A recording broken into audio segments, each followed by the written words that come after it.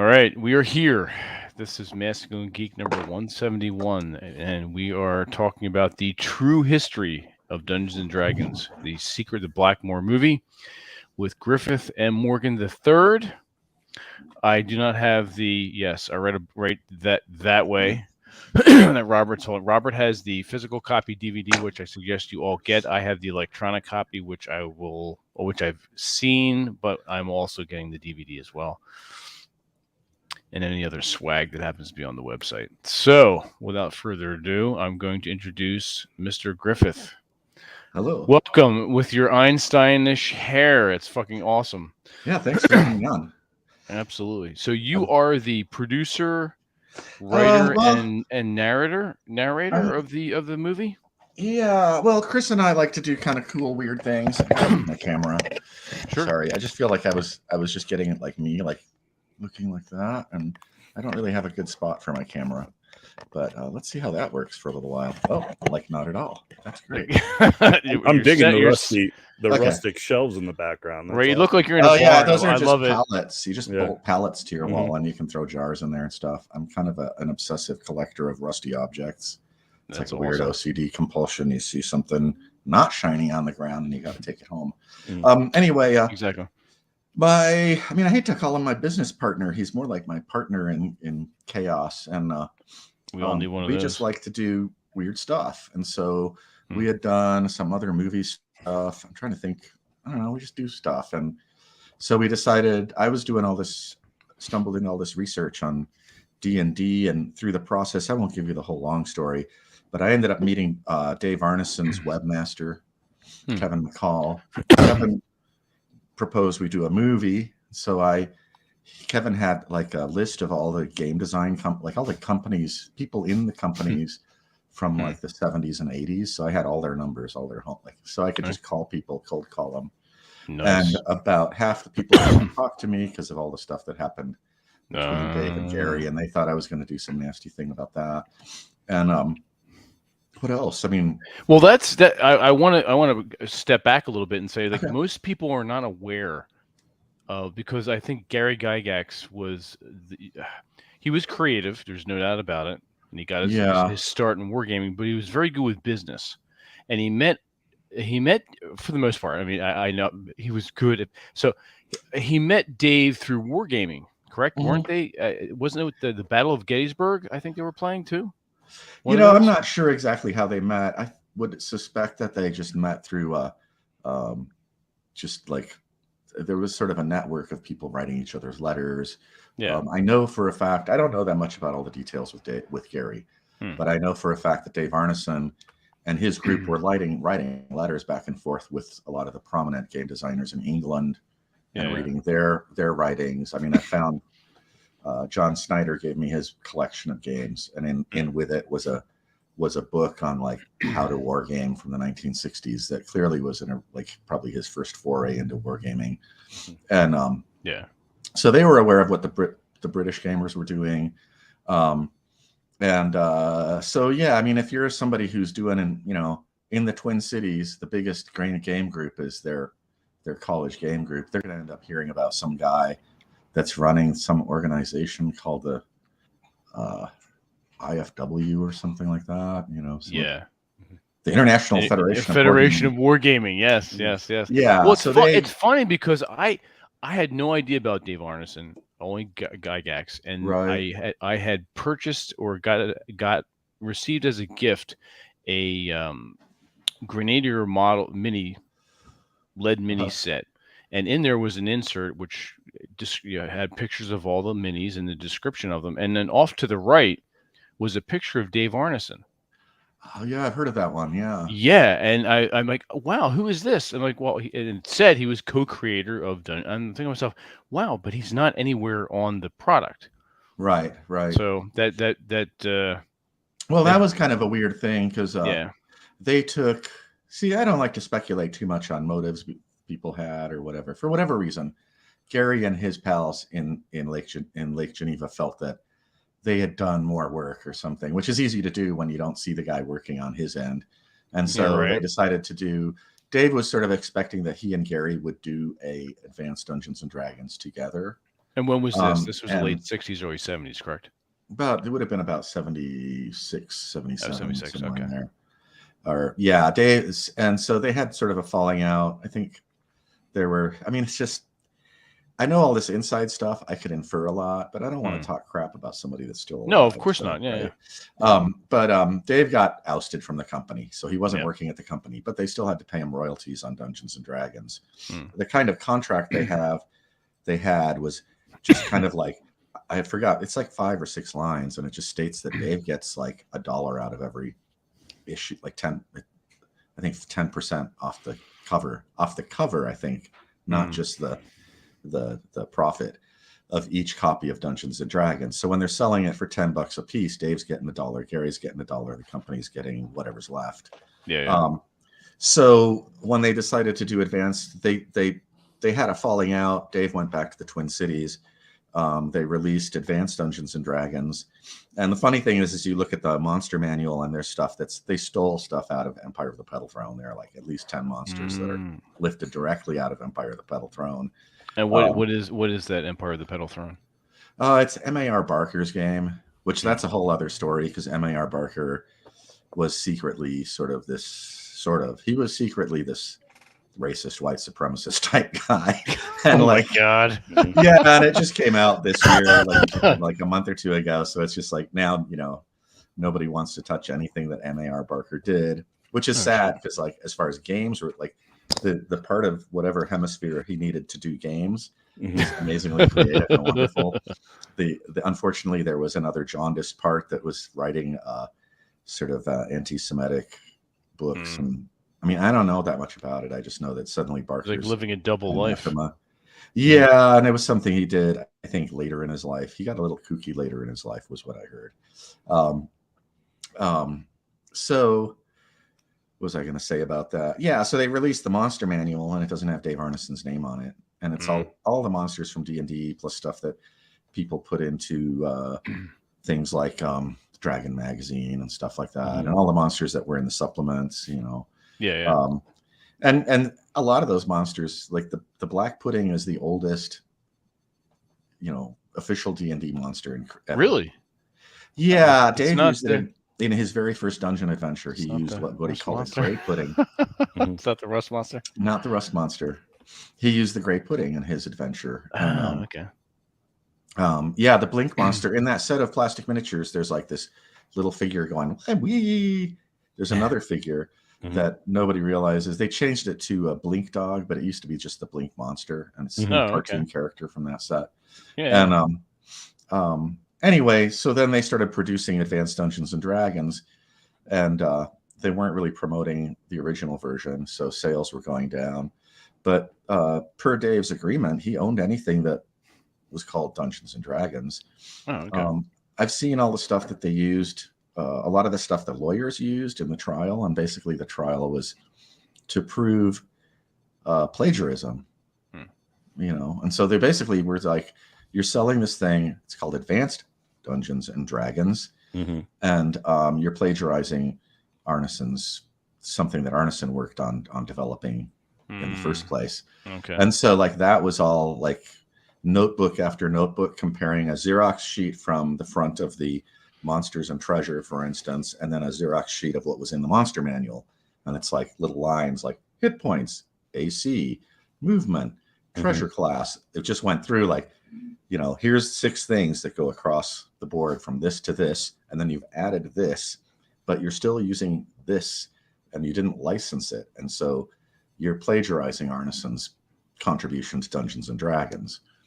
And so Arneson was, the judge was just like, you guys need to go outside and have a little talk, because if you go to court with this, Arneson is going to rape you guys, basically. Yeah. And Arneson actually was very magnanimous. He just wanted his share of everything, and in the process, he reduced his share, I believe, to 5%. Oh, okay. And so he was getting, 5% of a greater amount of sales, because now he's getting all the AD&D stuff percentage too. Yeah, I don't know. It's business stuff. I think Peterson did a lot of stuff on it in his new book. People are into that stuff. I could give a snot about business stuff. Right. What I'm interested in is the ideas. And so if you look at our movie, it's really not about, it doesn't really cover Gary Gygax, because Gary Gygax did not invent role-playing. It covers Dave Arneson and his group, who sort of collectively through, I mean, they really were like this crucible of inventiveness. And how many original players, as it were there? Well, it's hard to tell because they started as a wargame group, and I've got phone lists for the wargame group where there must be like 40 people on the list. Okay. Oh, wow. And this is just constantly changing, and people are rotating in and out. You know, there's like people coming down from Duluth. There's people coming from wherever, you know, Rochester, wherever. And so their game group, meaning the movie, Wesley talks about how their game group is was probably the largest gamer group in the world, with, you know, if you don't include the U.S. military as a wargaming group, you know, because they can put out 12,000 troops for a war game. But so yeah, I mean, it was really significant. They had so many people involved, so they had a lot of very creative minds at work. And they did things that most people don't realize. They had the first science fiction game. They had the first Western themed game. And the Western theme game was kind of funny because I think there was a vampire in that one too, because Dwayne Jenkins was really obsessed with Dark Shadows. So I think he put a vampire in the Western game. Yeah, I noticed he hummed the theme song, which it was like I got a kick out of, but I was wondering, you know, that was so subtle. I was wondering how many other people might have had that go right over their story, head. Trying to remember who told it to me. I think it was Wesley, was describing how Dwayne had one semester in college, he had a class that happened right when Dark Shadows was playing. So 2 days a week or 3 days a week or whatever, he had to have Arneson watch the show for him. And Arneson would tell him what happened. And what happened was, for about maybe 2 weeks, Arneson forgot to watch it.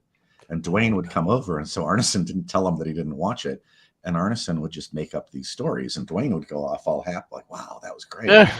You know, and it was so cheesy that he just, you know, by the time he caught back to the next episode that Arneson had seen, or that he, you know, he just never realized that Arneson was yanking his chain the whole time. Making shit up. Because it was just a big soap opera anyway, right? So anything could happen from episode to episode. Yeah, I mean, they're a funny group of people. You know, they're sort of Minnesota, kind of, you know, you get a lot of sliders and kind of low key, but a good sense of humor within their group. Okay. Now, where did Blackmoor? Where did that come from?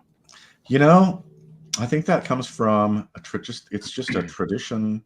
People make there's a lot of guessing about where Blackmoor would come from as a name.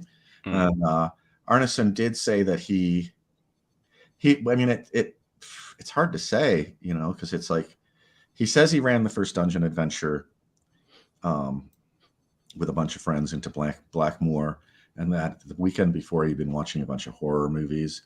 And the only real documented information we have is from about, I would say, beginning around March of 1971. But he's already got this thing drawn up and written up that he sends to Gary Gygax around that time, because he and Gygax are already talking about stuff. And so he sends Gygax this wargaming campaign information in which he talks about the adventures, you know, the Blackmoors. And so the Blackmoors kind of, you can predate that at least a couple weeks there. So we're already talking maybe February. Greg Svensson, who played in the first adventure, and I believe another player, it might be one of the Belfry brothers, or Sukup maybe, claim that their first adventure would have been at Christmas of 1970. So even though it's not documented, we have people that are saying, like, we played the first dungeon adventure at that time, and then we didn't play anything for a while, and then Arneson came back and did his other adventures, which are more like a Brownstein adventure in the town. So where am I going with all this? I forgot what the question was. I mean, I know so much stuff about all this. I just asked you about the origins of the name Blackmoor. Oh yeah, Blackmoor. So there's conjecture that it comes from there was a horror movie. I think it's a Nancy Drew story, like the Blackmoor Mansion or something like that. I think that it just comes from the tradition of naming things two names that came out of, and I think it predates Brownstein. Wesley talked about that in one of his interviews. That's not in the movie. That would be in the next movie. But Brownstein is Brownstone, and then they have Brownstone, Texas, and then they have Blackmoor. Gary calls his place Grey Hawk. I mean, it's kind of a I don't know, it's just a trope, like a fantasy trope maybe, but it's kind of a war game trope too. Turned into a tradition. Yeah, so I think that maybe the Blackmoors, and then the other thing is there aren't really any moors in Blackmoor. Blackmoor is in a freaking swamp. If you look at the map, it's marshes everywhere. Yeah. I'm not sure I even know what a moor would be. Is it like an overhanging cliff or something, or like rolling hills, or? It is sort of like desolate, swampy areas in England. I think we're England. Oh, it is okay. So that is a moor. Okay. Yeah, the moor, Moor. Yeah. All right. So that kind of makes sense. I never bothered to look up the definition of the word moor. Okay, so then maybe it does make sense that he called it Blackmoor. But actually, and it might have come from. Well, it's the Northern Marches. See, he and Gary were doing through the IFW. They were doing the Castles and Crusade Society thing, where they were gonna each be in charge of an area of the world, and then they'd have their players have domains and have little wars and stuff. So that kind of makes you think that, and Gary had. Like the Greyhawk world was something Gary invented as a kid, but it was really more as a literary tool. It was not for games. He had been reading a lot of early sci-fi fantasy stuff, and he wanted to create his own thing. So he described his map over the phone. That's what we think anyway, is that he described it over the phone to Dave Arneson. And Arneson, just based on these descriptions, decided to choose this place called the Northern Marches. And so that's kind of why you end up with a Greyhawk map that's the original Greyhawk map and a Blackmoor map, and they don't really connect because Arneson had never seen the Northern Marches section of the Greyhawk map. He just created his own. Okay. And so, it's people try to read so much into it. You got to realize it's just these two nerdy guys. Exactly. Yeah, exactly. Making shit up. Yeah, everyone can have an army, and it'll be really cool. And they're like, Gary, we're going back and looking at it through the lens of what we know, and trying to apply, project shit onto it. It's not that has nothing to do with anything. Yeah. So, and you try to. That was kind of one of the things I really tried to emphasize in the movie is that. I don't don't care what people do in regard to Gary Gygax, but as a real fan of Arneson's work and as a person who really truly thinks he was a genius, I also don't want to deify him and do that whole Lives of the Saints sort of thing. Where he suddenly, Arneson was, he was just a regular guy. And that's what you hear from the people who knew him and the people who knew him at conventions. They'd be like, I was hanging out and there was this fat dude next to me, and I started talking to him, and suddenly I realized that the fat dude is Dave Arneson, and everything I've done, in gaming for the past 10 years was created by him. Excuse me. Well, that's the ambiance that I got from the movie. It was just, obviously the players that were interviews were subjective, but overall it was a very objective endeavor, which I appreciated and liked. There wasn't a lot of spurious stuff in the interviews, though. There wasn't at all. No. I didn't get a lot of stuff where people were telling me stuff that was almost mythological in nature, because they all know each other. They know, if I go out there and I tell people, Dave Arneson, whatever, anything that's not true, I got 10 other guys over here, or Gail, or one of the women, and they'll be like, no, Dave Arneson didn't do that. That never happened. It's a myth. You're an idiot for saying that. So they kind of, smush each other down a little bit, keep each other in line. Right. Which is what friends do. Right. The only one I really, Ross Maker was a little bit hesitant, and he talked about some things that later I started researching, and it all made sense to me because he said, oh, Gary Gygax needed to come over here to learn how to be a dungeon master. And at first it didn't click. And then I was like, wait a minute, I've got this interview with Rob Kuntz, and he says after Dave Arneson left, they tried to simulate what Dave had done and they couldn't reproduce the game. They were just astounded. So they slept maybe 6 hours, got up in the morning. Arneson and McGarry leave to go back to the Twin Cities. And Gary's like, okay, let's take a piece of hex sheet and let's try to do something with this and see if we can reproduce it.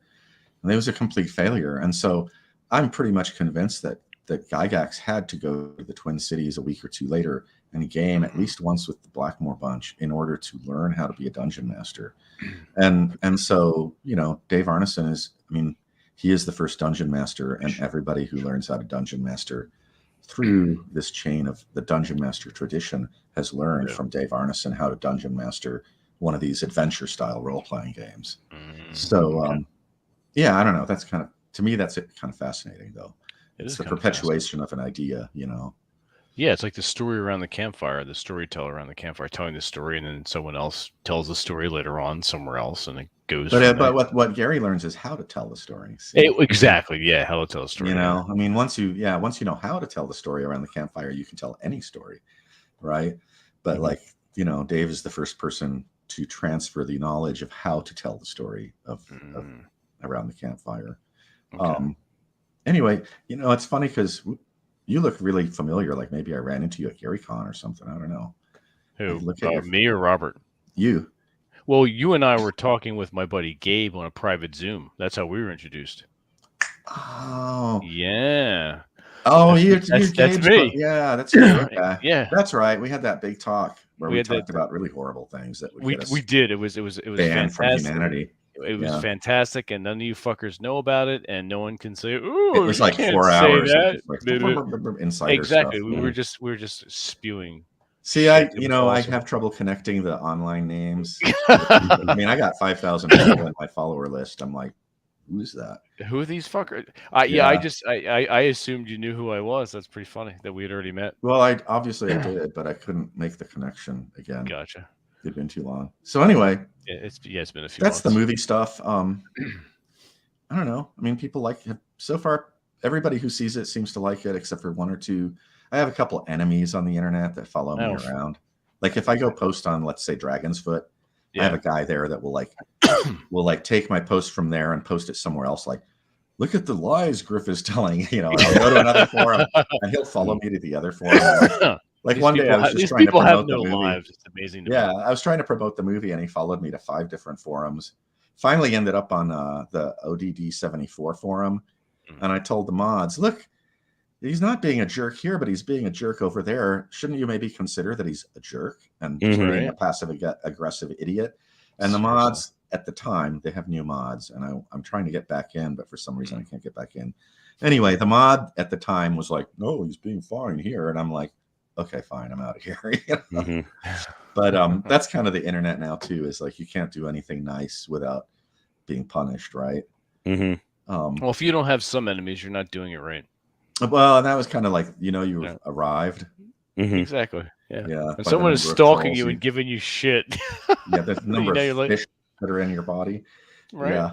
Holy shit, that's funny. Do they feel that you're kind of bursting some of their sacred bubbles by talking to Dave's friends and colleagues and trying to dig into that history, or I think some do. I think there's also like when I started, there was John Peterson wrote his big book Playing at the World, okay, and that came out, and I don't want to argue like there are some things in Peterson's book that I don't agree with, okay, but there's a lot of really good information in there, so I'm not gonna,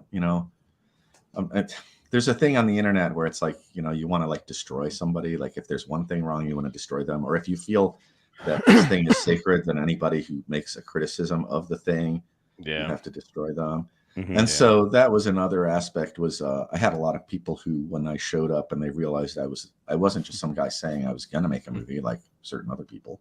I was really going to do it out of like, I mean, I brag. Chris and I say it on almost every show, but it's like we were just too stupid not to make a movie.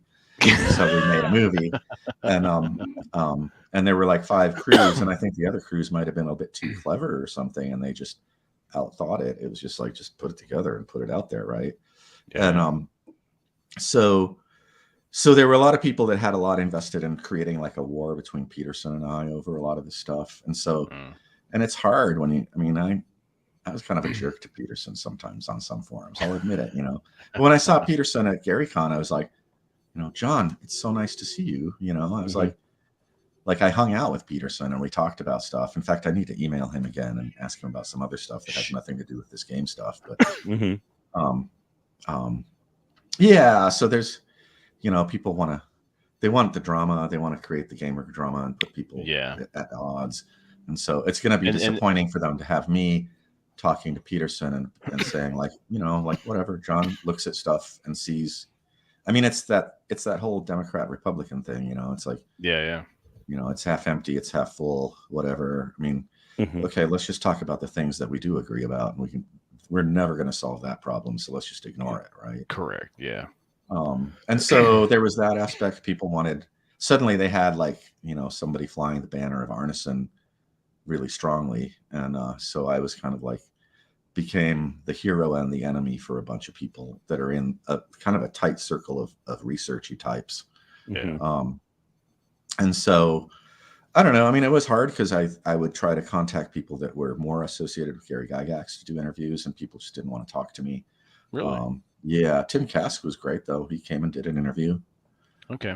You know, so for better or worse, you know, Dave Arneson's worst enemy did an interview with me, who supposedly Gary Gygax's worst enemy now.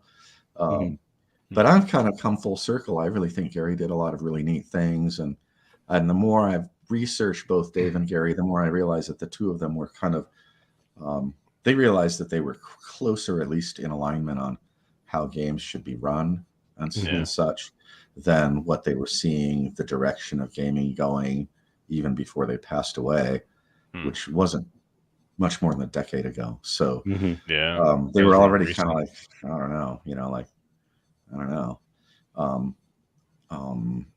Yeah, and they talk to each other, you know. So I hate to see people. I think people should be more objective and just stand back and look at it and go like, wow, there was this time when these guys got together and they did this crazy thing, and it's just ordinary, commonplace household stuff to us now. But until those guys produced these little booklets, nobody had ever done that before on a national level, you know. Anyway, I could go on and on about this stuff. Is there anything else you wanted to talk about, or? Well, I want a little bit more about the technical aspect of the movie, as far as like how. So you met Chris, who was the webmaster for Dave Arneson. No, I met this guy Kevin McCall. Kevin. All right. Yeah, so how did that happen? Just I got back into gaming. I was working with Chris on we were going to do like this social media platform. I had been taking, I'd returned to college for the gajillionth time and decided I'll just finish a computer science degree just so that I can have a piece of paper. And I got into this class on databases, and we were building databases, and I created this thing that I hadn't seen anybody else do before using databases. And so I was like, this is cool. And so I got together with Chris, and we were talking about it, and we got together with our buddy Bob. Bob is the brother of Chris's old gaming buddy, who's also a gamer. So I started gaming with like Chris's old gaming group in this world of Timnath, which was like a campaign that started around 1979. Holy shit. And yeah, it's an old campaign. And so it was cool because I built a town. I founded a town. So there's a town called Hume, and it's my character that joined this old campaign. And I wrote a bunch of lore around the elves and the goblins and the dwarves. That's now part of their campaign. And it's like campaign. Canon. Yeah, it's kind of canon. And actually, it's funny. I used some of it when I went to visit Paul Stormberg, who runs the Collector's Trove, and it's like an auction house for old collections of D&D and gaming stuff. And I brought along some of my lore for a character that he had made up for me, and I just injected this weird. In his case, it's probably like heretical lore. You know, that they must go out and stamp out this myth or whatever.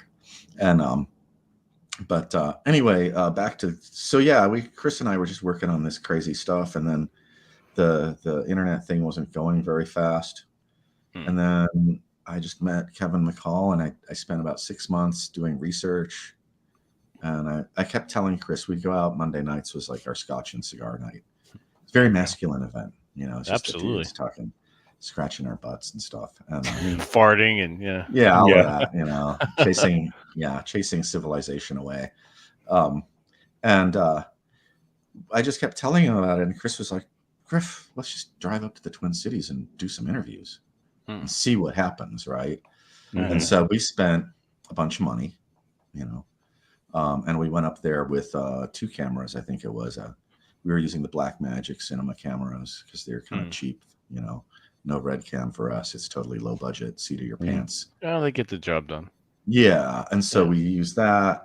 And so, I mean, you can see it in our interviews. Like Chris is a really accomplished photographer and cinematographer, but we just didn't have the gear to make anything. Like a lot of times you watch documentaries now and everything's like, well, here, let's just... Griff, how do you feel about it? I'll just keep talking. Everything's moving around. And so it gives you something to do while the person's talking. You can like look up their nose and, you know, it makes the interview look interesting. Whereas our interviews are just, bonk, you know, the camera's moving still.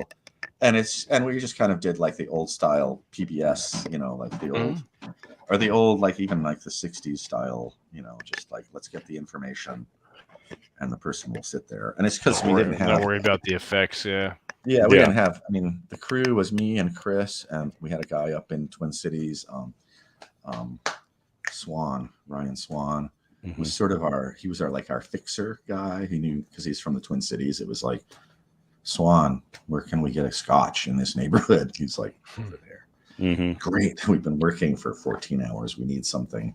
It's the important stuff, yes. Yeah. And so the first shooting trip, I don't think the people that we interviewed understood, like some of the interviews I didn't do a good job on, but we were going, like the first interview would start at 9.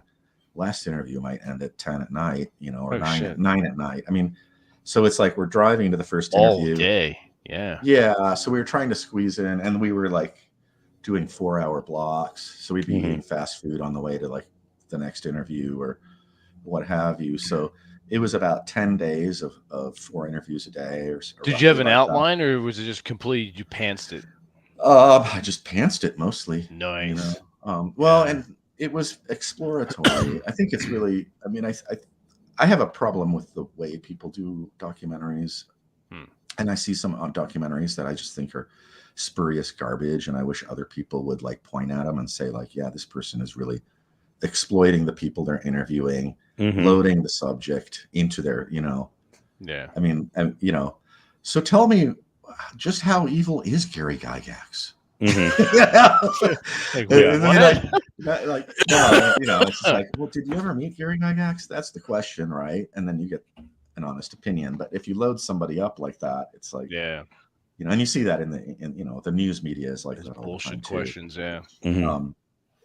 And so yeah, so it was just, you know, I mean, after a while, like I think the Greg Svensson interview we did in Florida, by then I kind of loaded it up a little bit, but I felt that I wasn't like being untruthful because I already had all these interviews that were corroborating each other, you know. So when I came to Greg Svensson, it was more just finding out some details from him that only he would know. But it was very much an exploratory process. Like I think that's really important to remain within the realm of exploration. And so when you're shooting, it's sort of like when you're doing research, you have kind of 2 stages. You've got your exploration stage where you're gathering materials together. Then you've got you're ingesting all that stuff and trying to make sense of it, because a lot of it may not match. You know, different sources will give you different viewpoints, and then once you've digested it, you can sort of come out with what you think the thing is based on what it is telling you to say more than what you want to say.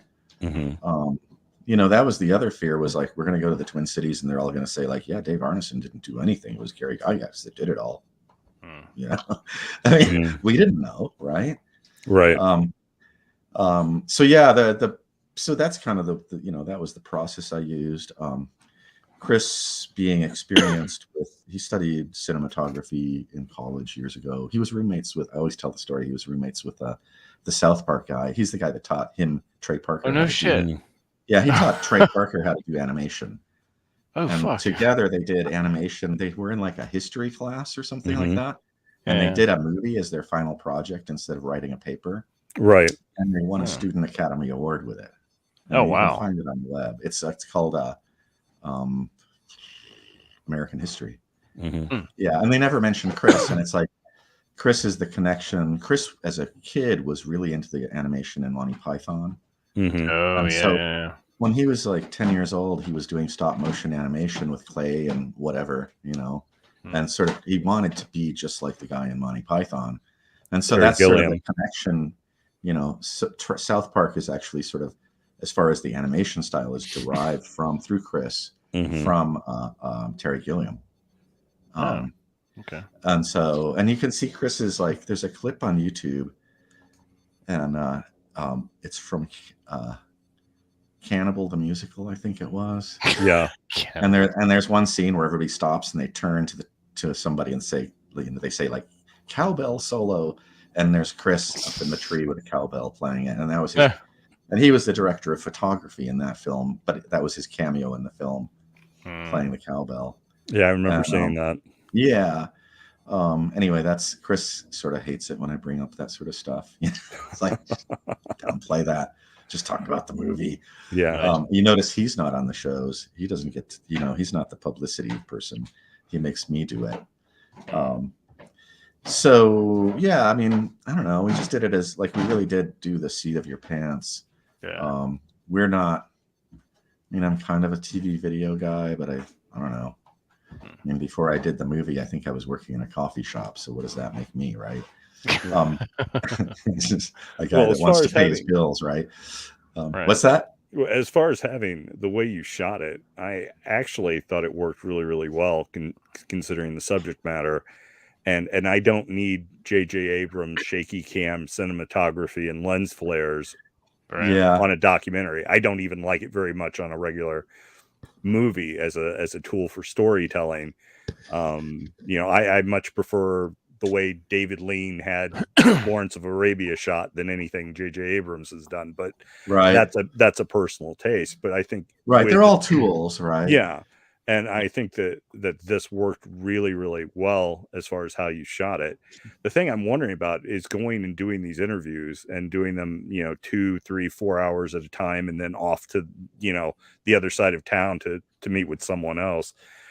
You had so much documentation that you glimpsed bits of and showed that, either had dates on it because it was published. That's when the fanzine was published, or that's the date someone wrote the letter when they were, the premier of France, sending a declaration of war to somebody. And did that stuff get pulled out during the interviews, or did they have that kind of stuff ready for you, or where did those materials come from? When it came out, there are a couple things. Like when we first started the movie, I didn't know what we were doing, and I didn't know what the standards were for how to do things. We didn't even have a workflow. I mean, I have to give Savini, who was part of the original crew for the D&D, the documentary. Mm-hmm. I met him after our first shoot, I think it was, or maybe before. It might have been before we went out to Twin Cities, actually. I mean, it was funny because I talked to him on the phone, and then I talked to the Great Kingdom crew on the phone, and they were on the road shooting what they thought were the final clips for their movie, and I hadn't shot anything yet, and our movie got out before any of theirs. But Savini, really, I asked him, I was like, dude, never done this, and so, like, all these things, like you're talking about, all these artifacts, I didn't know what to do. So what I did, and I asked Peterson about it, like, what do you suggest? And I ended up calling the local museum, the local history museum, and talking to some of them. I wish I could say their names because I want to give people credit for the work they did to help me. But the Denver History Museum, Colorado History Museum, their curators, 2 of them spent a lot of time talking to me about the standards for curating things and how you label things and how you handle things. And so I talked to them and a couple other people, and I mean, I got a real, I was like, what's the proper way to do it? And there is and there isn't, and so, like, so that was one thing. So when we went out to shoot, I didn't know what to do to archive stuff. The crew was always wrecked, right? And so we barely got anything archived. So we had to go back and do, like, archiving trips, or I'd have to call people and say, like, can you take a picture with your phone, or can you scan it for Right. me? Send And there's it stuff over, I yeah. didn't get, you know. And then there are a couple archives. It took many years to get access to the family archive. And that's just, you know, Malia has seen all the BS around being famous for whatever. And there, you know, every once in a while she gets an email from a stranger like, hey, I'd give you $1 million just to, like, you know, touch Dave Arneson's Bible or something, you know. I don't know. Jesus. I mean, it's just, I mean, that's what happens when people get famous, you know. Yeah. Oh, yeah. And so it took a long time for her to agree to let me look at the estate collection. And then there's another collection that's the Dave Arneson collection, which I got access to. And that would be Paul Stormberg. And then trying to think, those two archives. And then, which I like, people who are the sort of hobbyist historians who are out there on the internet talking about D&D stuff, they have no concept of just how much stuff is in these collections. Wow. And, like, you know, I'm sure Peterson's collection is immense. You know, I wish we could see more of his collection. Like, the more he publishes, great, because then once he's published it, he's a little bit more open about sharing what he has. And I understand that, because I've got stuff I won't show because it's like, it's the golden nugget, you know. Right. I was just looking through some papers, and a lot of people ask about early Arneson stuff, and I found a piece of paper, a scan of a piece of paper, and it was Dave Arneson's outline of what he thought the Blackmoor supplement should be. Oh, wow. Yeah, and it was just like, huh, I've looked at that about 50 times, and it just, you know. And the same thing happened when we were on the, I mean, the really big item we found was the Spanish Royals character matrix sheet. I don't know if you've seen that. Yeah. That's in the movie. And I know for a fact that Peterson had seen that collection, had visited Nicholson when Nicholson was alive, and had seen all those items and gone through them. And Nicholson had given him a lot of cool things. Peterson missed it. You know, he didn't see it. When I looked through the collection, I was looking through it with Chris and our assistant. We went through the whole collection once, and it was like, okay, we got some cool stuff. And for some reason, I picked up a pile of papers and decided I wasn't sure if I'd seen it, and I resorted it. And suddenly I had this piece. I was just like, oh my God, this is probably the most amazing thing in game history, the most amazing thing I've ever seen. And even Peterson was just like, yeah, you've got a lot of stuff, but whatever. But that one thing, that's cool, you know. And you know, he was like, kudos, you got, you know, scored one there. And I mean, I hear his new book is full of amazing stuff. I haven't gotten a copy yet. I've been busy with other stuff. But, right. What else? Yeah. So, I mean, that kind of covers, you know, how we got all that stuff. And then there's the whole thing of, like, formats. Like, I didn't know what format. Like, for a while, I had a box of all the corner of the tables. And I thought, well, I should just scan them at the highest resolution I can so that I can zoom in or manipulate them in animations and stuff. So I was scanning these things at 1200 DPR with, like, a crappy scanner from Office Max, okay? Which means that I've got, I don't know how many pages are in there. Maybe it's like 600 pages of stuff, and it takes me 5 minutes to scan or something like that, or, you know, set it up. Jesus. Press the button, all of that, right? Yeah. And so it was just it was a big pain in the ass, if you want to know the truth of the matter. That's tedious, and so, like, that's the funny thing, is we didn't know what we were doing. Or, you know, I didn't know what I was doing, and I'm perfectly willing to admit it. I knew certain things about how to do film and video. But it was just a matter of creating. I think that maybe every movie that's made needs. I mean, there's a lot of stuff you see like HBO stuff. It all looks the same, right? It all feels the same. Scripts are all kind of the same. It's kind of plug and play. It's very formulaic, Yeah, it feels very Scooby-Doo, you know, like, here's another $30 million Scooby-Doo episode. And it's because they have professionals who have to follow really strict standards for, like, process. Right.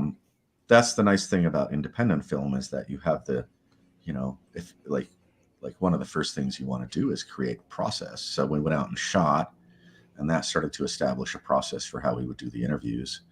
And then I was culling the interviews, and that you know, and as it went along, the movie kind of the material really told me how it needed to be dealt with in order to be organized and culled into something that could make a story. Because it was like my first edit was 6 hours long, I think. Oh shit. Mm-hmm. Yeah, and a lot of it was just, you know, garbage. You don't need all that air in there and all that, you know. And a lot of it is that naive, like, it doesn't matter what you do, whether you're a painter, a writer, a musician, a filmmaker. There is that need to just, like, you know, cut to the chase. Like, what the hell is this thing about? You know, like, Mm-hmm. and I mean, if you've taken any writing classes, you know what I'm talking about. Your teachers they'll just be like, kill your babies. You know, like, you get attached to ideas. Oh yeah.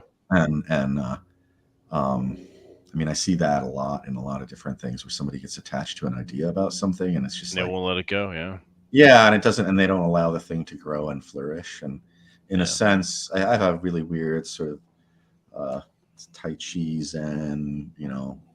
I feel like the thing becomes an organism unto itself and takes life of its own. Yeah, and it will tell you what it needs. And sometimes you know, I mean, you can, after the fact, you can be like, yeah, I was really trying to shove that square peg into that round hole to make it be this way or that way, you know, and I just had to pull it out of there and just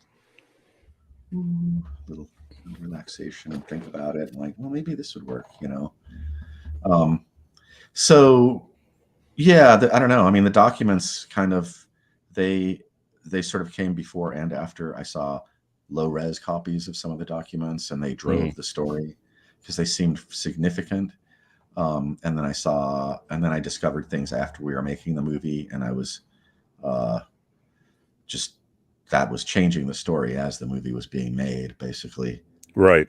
But you have the DVD, like, you actually. You saw it. Okay.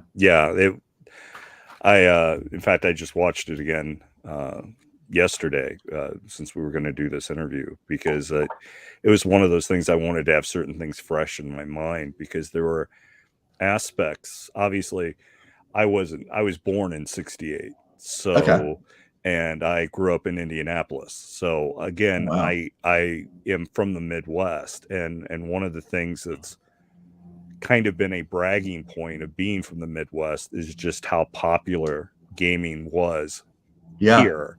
So, you know, Iowa, Indiana, Illinois, Wisconsin, up in Minnesota. It's like the hub. It's kind of weird, isn't it? Yeah, and so we've always been the research triangle down south here. Yeah, we've always been kind of a nexus of this kind of stuff. Doesn't it piss you off that, like, Wizards is all the way on the coast over there in Trendyland? Like, well, it's like it's a really, real game company annoying. should be in, like, some hole in the wall place in Indiana, or right? Fucking Pump Handle, Iowa, or some shit. Yeah, well, I mean, some real working class place where, even our war games rugged. The original Star Wars figures were made by Kenner Toys in Cincinnati, you know, a 2-hour drive away.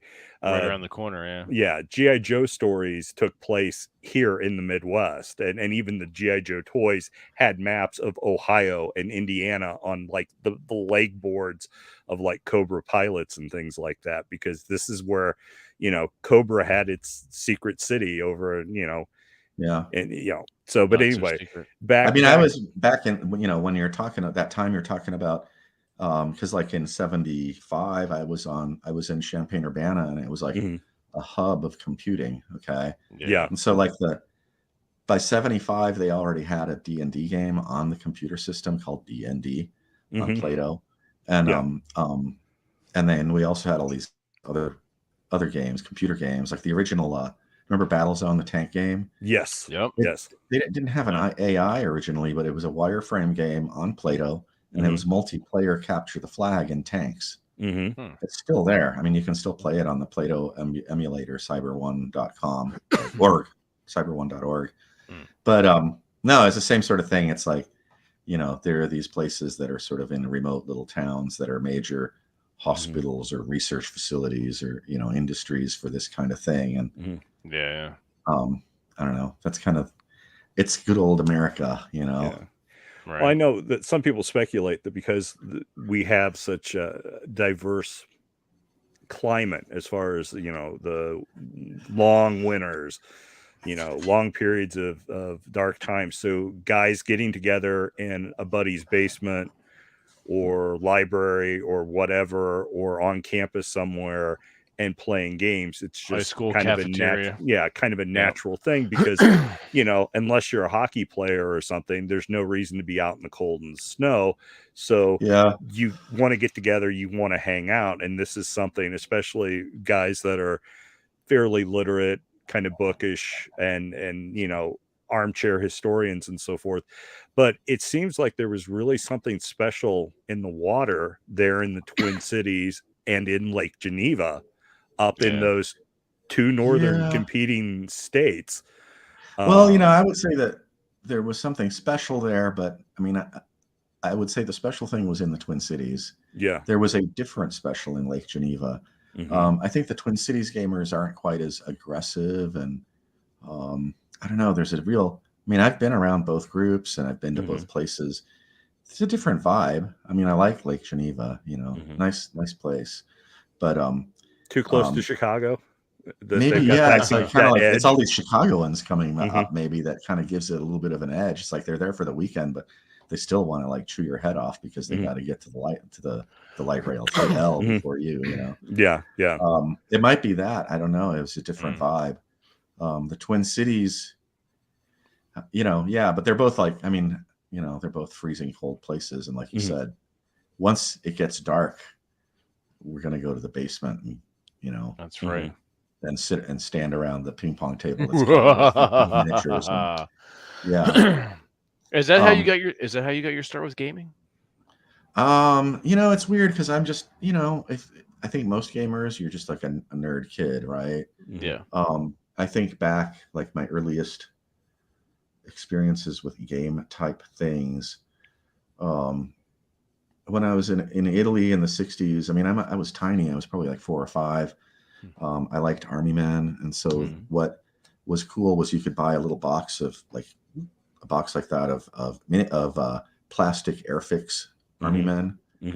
And so I was really into I think they're 1/72nd scale Airfix World War II figures. And I would and my mom, I had kind of weird beatnik parents. My dad was a researcher. My mom, I don't know, she was just like this smart lady that could speak 4 languages and read, French existentialism in French, So, nice.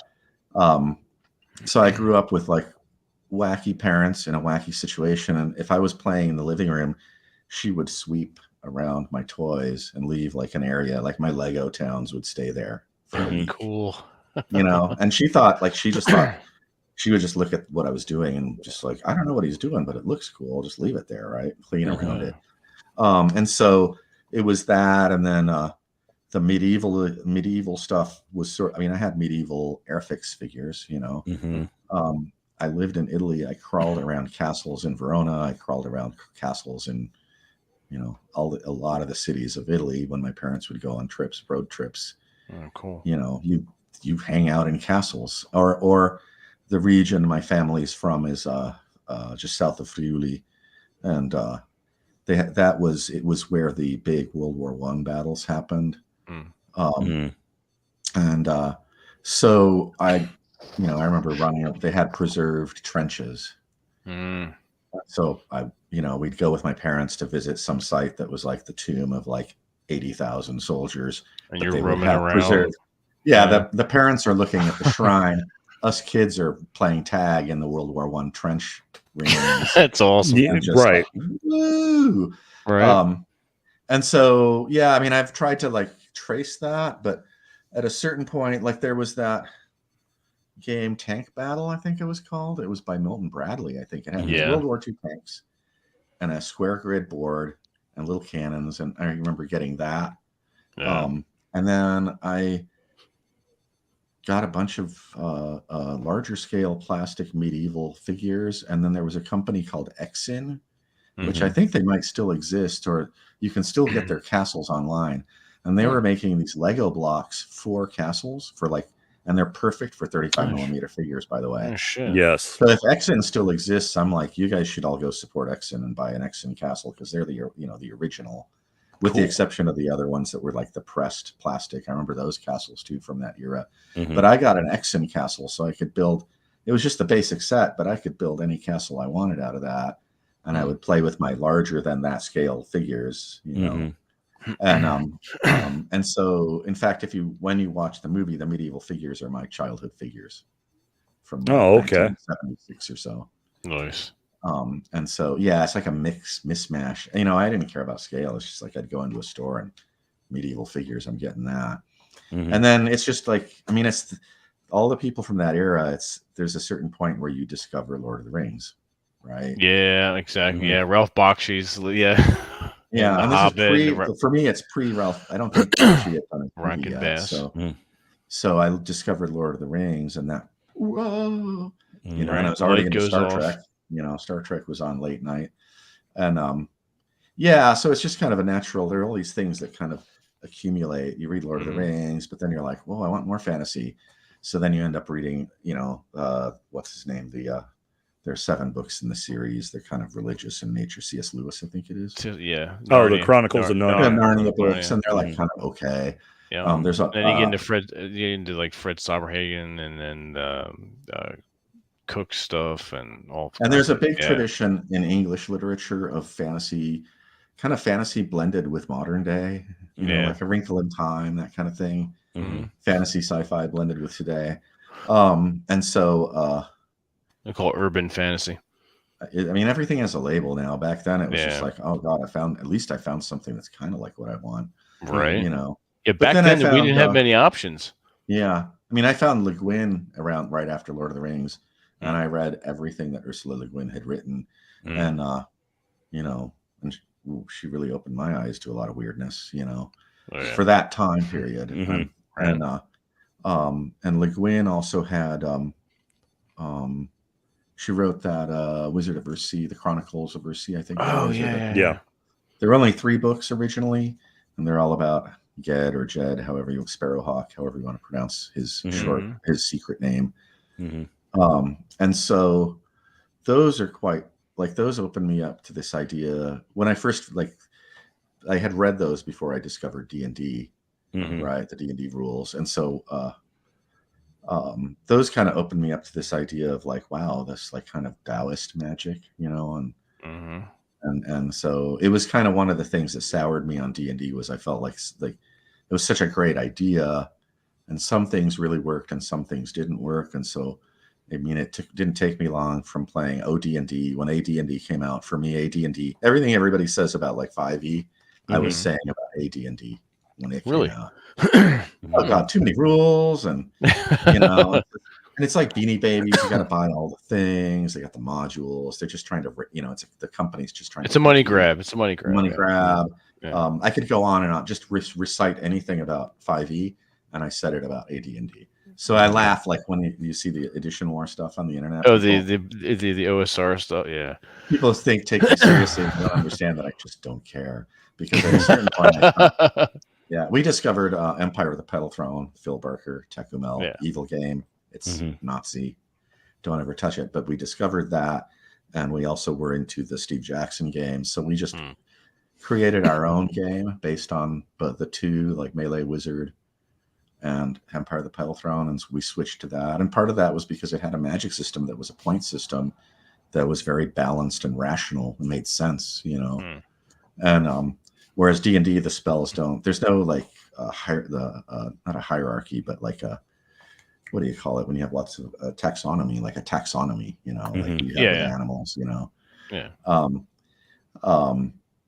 So yeah, I mean, you know, whatever that's worth. And then that was like kind of the full circle thing too. Was when we did.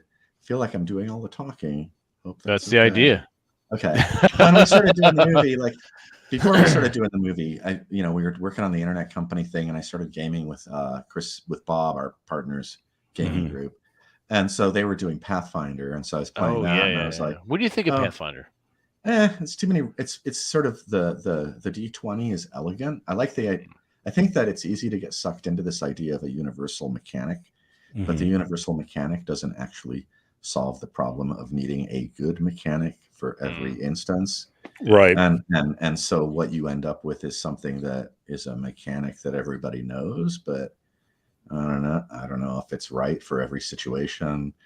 And then you just kludge it up with modifiers. It's like, well, it's a little too light on this. Let's just make that a -6, right?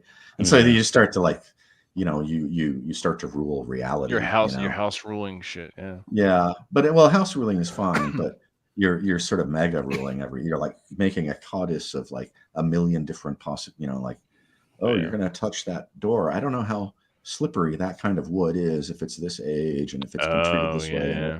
Let's Google it up, So yeah, I just thought Pathfinder was a little bit too tedious, like I thought it was elegant, but the thing that Pathfinder is doing, I really look at games from the part of my thing. I was working when I was studying. It was funny. I was trying to get a degree in computer science, but I kept taking classes outside of my degree because I was really fascinated with human consciousness. And so one of the things that really fascinates me is just the addiction factor in games.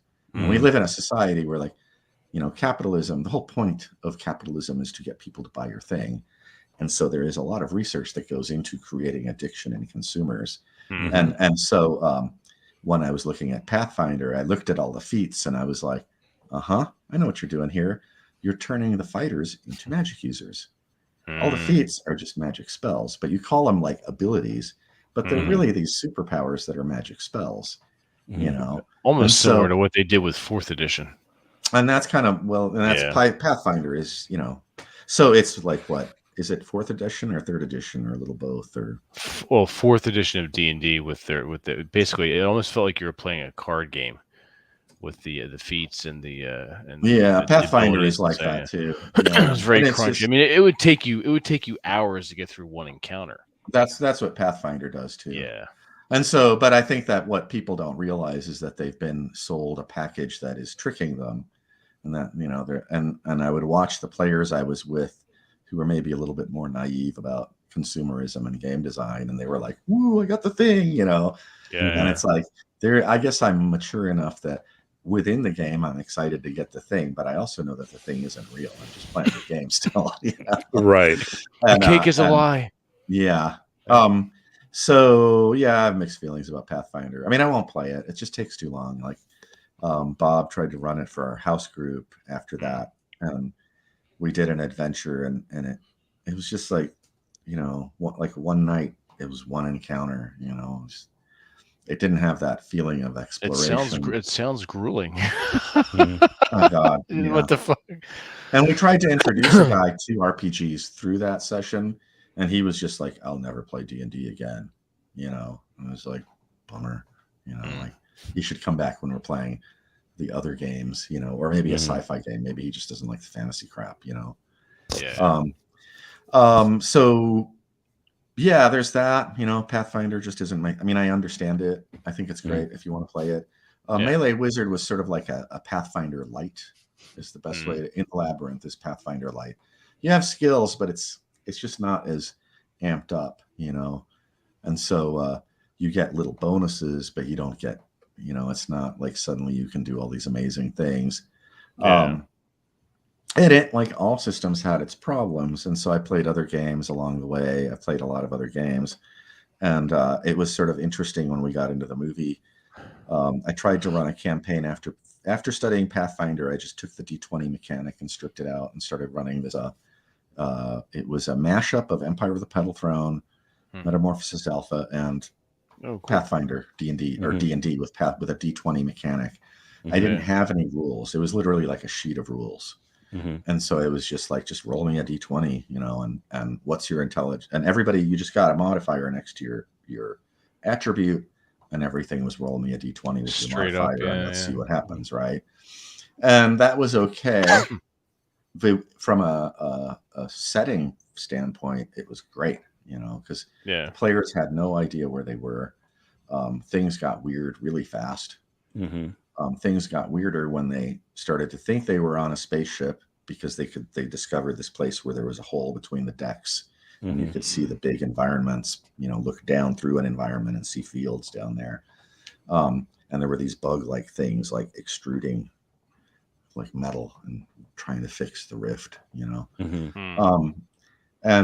then there was like a place where they were encountering sort of fantasy creatures, and if you went into the marsh, there was a road into the marsh and in the marsh, it would suddenly like be this marsh, and it would be like twilight, and there would be these like the road would break off, and you'd float off, and then the water would become just like this black still water, and you would see this like crystalline castle in the distance, and it was like this rift between the realms, and so they were going to this like to this other place where they called them the icicle men. They were these like crystal figures that were they kind of lived in multiple times, and so you'd look at them and you'd see sort of future, past, and present of their position and everything, and they thought that way too. Anyway, sorry, I'm just going off on like a tangent. Oh, that's all right. It was that's fine. We ran that for a while, and that was kind of like I was just like, I just want to play a game, and so I came up with ideas like the level they started on the space station. It was like a recreational space station over Tecumel. Was this giant park, and they started up in the hills, like right below where the mountains start, that go up to the fake roof, and or the fake sky. And so they could look out over the expanse. And so I just laid out a big piece of brown paper, and they were like, I was like, "You're here." And they were like, "Okay, what do we see?" So I started just sketching mountains. They're like, "What do we see over there?" And I was like, "There's this big lake here," and I drew it in. And so as they would explore, like they could see, the first map was, or the first rendering on the map was like there were mountains in the distance. I draw them out. Mountains here. You seem to see mountains all the way around, like you're in this maybe a volcano crater or something like that. And there's this lake in the middle, and the island is this strange thing. And I described this thing that sounded like a tornado that goes up into the sky, but really it's the city was designed to look like this big like tornado sculpture, and it's right in the middle of the lake. Oh, cool.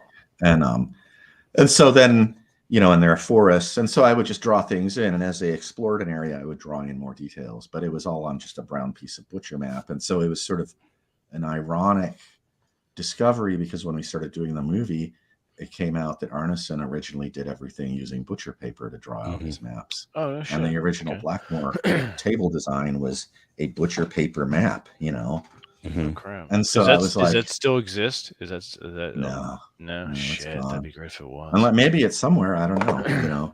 Yeah. It was weird, because it was like I was in, sort of like many years later, not knowing how he had done it. I designed a game sort of in parallel to what he had done, which was I just have some loose ideas, and I'm going to run with them, and we're going to develop, and they will evolve over time and turn into something. So yeah, I mean, and so through doing that, I discovered that game design is really interesting, and balancing a game system is really freaking hard. And simulating, like if you let, if the players win too much, then they lose interest, because it's not fun anymore. Yeah. And if they lose too much, they lose interest. And so I just was like, you know what? I'm just going to play some OD&D.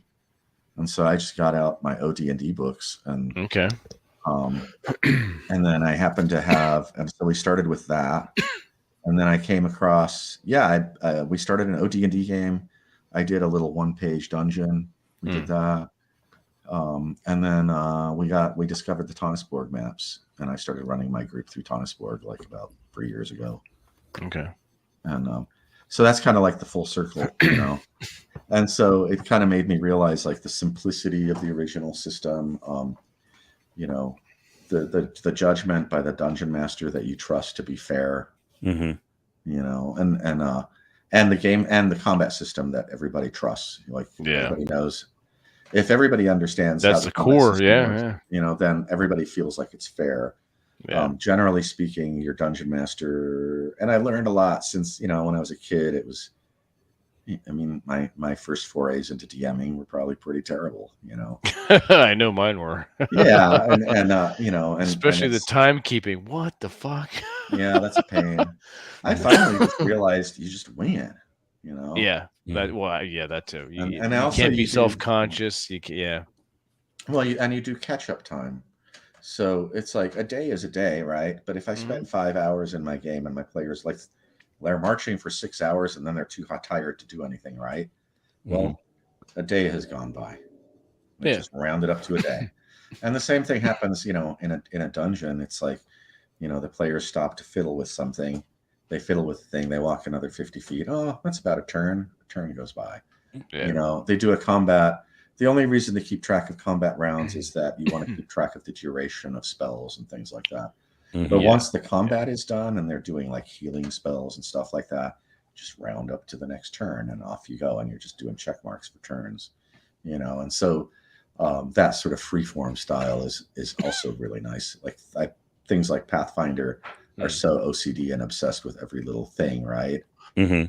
And so if you can just say, I'm going to just wing it and do this other thing, it's much easier. You get to the core of what you want, which is the role-playing game. Now, when you say old D&D, are you talking this? Yeah, I started with that in 77. And then I got a copy of Greyhawk. I got all the supplements, and then I realized I was missing stuff, so I got an OD&D. But I was with that till we played that till 79, I think. Yeah. And that's actually when In the Labyrinth was published, and we were playing in a play test group for In the Labyrinth, maybe for the year before, in parallel to D&D stuff. Okay. But yeah, I don't know. I mean, it's I don't know where I was going with all that. I'm just bad. Yeah. Oh, in 90 or 91, Forgotten Realms came out. Ed Greenwood's Realm. What did you think of that? Did you play in the Realms at all, or did you leave that on the way? I'm trying to think what I was. My kid was born in 91, and I was just starting to work in TV. So it was kind of a time in my life when I didn't. I think everybody does that thing where they, you know, you're going to college or you got a job. You set it aside, yeah. And it's sort of like I would dabble in gaming, but I didn't really do it. The only thing I really remember distinctly playing several times in that time period was the Whispering Vault, which was this really awesome it's really like an any setting horror setting where you become like angels that are fighting the evil that has come to create a manifestation of evil and supernaturalness in the normal world. And your job is you're like this immortal angel being that you've been elevated to this state of being this like protector angel, and you have to go out and hunt down. So it's kind of like Call of Cthulhu, only you get I was about to say Call of Cthulhu. Yeah, exactly. Put a little more bad. Because I played Call of Cthulhu too, and I tried running Call of Cthulhu, and I didn't really grasp how to run it. When I tried to run it, it was kind of hard for me. You hadn't read the forbidden text to completely go insane to run Call of Cthulhu. I guess. Yeah, I didn't read between the lines. Yeah. Right. I wasn't reading it like holding it up to a candle. Like, yeah. Oh, really? Yeah. Well, and I thought that I couldn't, because I look at systems and I look at numbers. And so I remember when I got like that the home set. Okay. I remember looking at the combat chart and being like, wow, you know, like if you've got plate armor on, a first level monster can barely hit you. Right. Yeah. And then I looked at all the monsters and I was like, most of the monsters that you find on the first level can barely hit you. But when they do, you know, and I realized like, wow, at first level, like just with it, before I even had played it, I was looking at the numbers and I was like, wow, this is kind of weird because it looks like you're just going to like, you're going to be fine. And then you're going to be dead. You're going to die. Yeah. Quickly. And this is really brutal. And,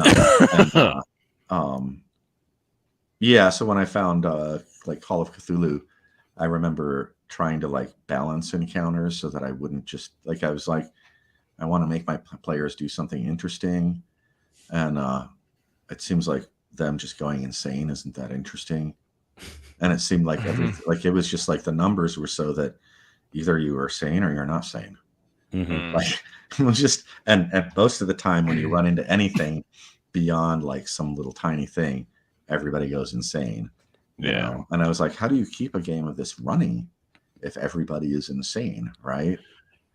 And there are really no long-term campaigns in Call of Cthulhu, right? And then I finally talked to other people, and they were like, no, you just you go, you find clues, you go to where the thing is, and then everybody goes insane, and that's the end of the game session. Yeah. And then also, it just seemed sort of absurd to me to have a sanity quotient. And I find that like a lot of games have these weird like things to control behaviors that are outside of a player's free will to play in the game. And that's kind of one of the weird things that people didn't really grasp about original D&D is that the original attributes are sort of this weird combo of you are like, say your strength is a 15, right? Mhm. It's like you're kind of a strong guy, but also what it means is that you're kind of good at fighting, you know, Mm. and you can. It's like it's not a literal interpretation, right? You can take it either way. Mhm. And the reason I knew that and figured that out was because it was like if you have higher than a certain amount, you get a bonus in your experience points for level advancement. So Mhm. what your attributes kind of represent your potential as a person, like your skill, you're that kid that picks up a computer and just becomes a computer genius like in 5 months, where everybody else is just like, I don't know what this is, right? Mhm. You got the plus 10 experience point bonus and you're just like screaming through it. Mhm. Right. And so I think that's kind of an interest. Like there's ever since OD&D, there has been this really direct connection between a person's attributes for their character Mhm. and who you are and what you do in the game, right? Right. Whereas if you allow for a little bit of metagaming, okay, Mhm. you have your fighter who has the 18 strength and the intelligence of about 6, but Mhm. that fighter is still allowed to be part of the dialogue that happens when you run into a complicated puzzle that needs to be solved. And Right. it's okay. And we sort of skim it and metagame it because we need everybody in the party trying to figure out this real puzzle. It's not something you can roll dice to get past. You got to solve the puzzle, right? Or you Right. do not complete your mission. And so that's kind of like and in a way it's like, even though it breaks sort of like the character Mhm. attribute rule, like I am this and I am that, what it does is it actually propels you even further into the immersion thing. Mhm. Because that's one of the times I see certain players get more engaged is when they find a conundrum and they've got to solve the conundrum. Like rolling dice is exciting. It's kind of like gambling, like when you're in a combat. But Right. I think like a third of an adventure should be some kind of problem resolution. It doesn't have to be like really complicated, but it's like, there's there's a hole in the ground. We got to get to the other side. I mean, something Right. that simple. There's a river, that simple. Or there are iron bars, whatever. Any sort of, physical obstacles, mental obstacles, any Well, kind of thing like that. well, even with a dumb fighter, a broken clock is right twice a day, and you can have Right, you right. and even in most social circles, you have the one guy in your group who's not known for being the most philosophical member of your companions, but that still doesn't mean that they won't come up with something particularly profound at the most surprising time. Right, and that's part of the. Whoops, there I go. It's part of the fun of it. I mean, that's part of the whole social aspect of it is that Oh, exactly. everybody gets to contribute. Mhm. So yeah, I don't know. I'm babbling about that, but that's kind of been a big thing for me is sort of wanting people to understand that if you play in the traditional way, you're not really locked in by this character persona thing based on attributes. Right. And then also, I've been sort of preaching this thing, and other people have been like, dude, that's important. So I've been sort of going around on the internet preaching the idea that role playing is everything that you do in the game. Mhm. And so like I see a lot of people talk about role playing. They think it's the play acting, and it's like the play acting is part of it, but you can play it without the play acting. Mhm. You can play a whole game and everybody just deadpans everything. There's no Right. like dramatic anything, but it can still be extremely interesting and complex and fulfilling. And so, yeah, the play acting, I think in a way, the play acting is the sort of gatekeeping of role playing games by people who are extroverts and like to play act. I'm an introvert. Mhm. I don't really, What I miss? we were just talking about what a bastard you are. Yeah. But, Well, that's nothing new. That's true. Yeah. yeah. Nothing I wouldn't have said to your face. No, but it's like, But my hair is not as cool as yours, though. Yeah. And the other thing is like the whole play acting thing is like I see people that are. I mean, this is like a dividing line between what I call traditional role playing and Mhm. all the garbage that comes after. Mhm. And a little provocative comment there. Oh, please. I don't really care what you play. Right. But in traditional role playing, the dramatic overtures. Like I remember being at GaryCon and there's a room full of people, and there was this one idiot that climbed on his chair and put his foot on the table and orated at the room. Mhm. Everybody else is like, we're in this loud room trying to play our game, and some moron standing on his table half of us are really introverted freaks, and it's just making me feel uncomfortable because I don't know if I should do it too, or if I should just get quieter, or I should leave the room. You know, knock them the fuck off the table. Yeah, and so in fact, that's kind of the funny thing is, like, you know, all kinds of people play D&D, but with the new play acting, not role playing, but play acting trend has created a real trend toward this. You mean the therapy dramatic, sessions? The overacting. The therapy sessions, yeah. The overacting. And it's, you know, I mean, it's like kind of like like, I don't know, like the bad faux English, you know, it's not really old English. It's like, it's play acting, yeah. Faux English. I kind of wish the theater kids would take up another hobby, but that's yeah. And I mean, you can do that in your group. That's fine. You do it in your group. My group does it a little bit differently. Yeah. And we have a professional actor in our group. Okay? Oh yeah. Yeah. Mm-hmm. And sometimes we got to slap him around because it's just like, Michael, come on, you know, like, knock it off. You're sucking up all the air in the room. Like, he'll go off and he'll be into his character and doing his thing, and everybody is just like, Michael, it's a door. We just got to figure out how to open the door. And we're spending 15 minutes. Like, blah, blah, blah, blah, blah. You know, I hope Michael catches this sometime because it's fun to tease them to laugh. You'll have to send him the link. Yeah, I mean, it's not like it doesn't belong in it, but it's just like it is not what all of it is. And there's a balance to it. Real trend toward that. And so role playing, in my mind, role playing is you have a game that provides situations that cannot be governed by rules. And so this requires this like back and forth exchange where we agree on what reality is doing, and both the player and the referee are changing reality. And, you know, we agree that, I don't know, you've opened the door. Okay, the door is open. We've agreed. I step through the door, and the referee feels like, well, there's a bit of a social contract happening there. Yeah, there's this social contract. There's that. You're using the environment. You know, like I said, you open the door. You are using the environment. Yeah, and you are changing the environment. And there are people there, and you're interacting with these people. There's your acting. But it goes far, you know, anything you do in an adventure is role playing. Everything, you know, talking to the dungeon master, that's about where the dungeon, you know, like what color is it? You know, like, oh, it's Viridian. Okay. You know, I love using weird color names because it's like Viridian, what's that? It's this really beautiful green, like lush green color. Oh. Yeah. Oh, you know, Imperial Violet. Yeah. Burnt sienna.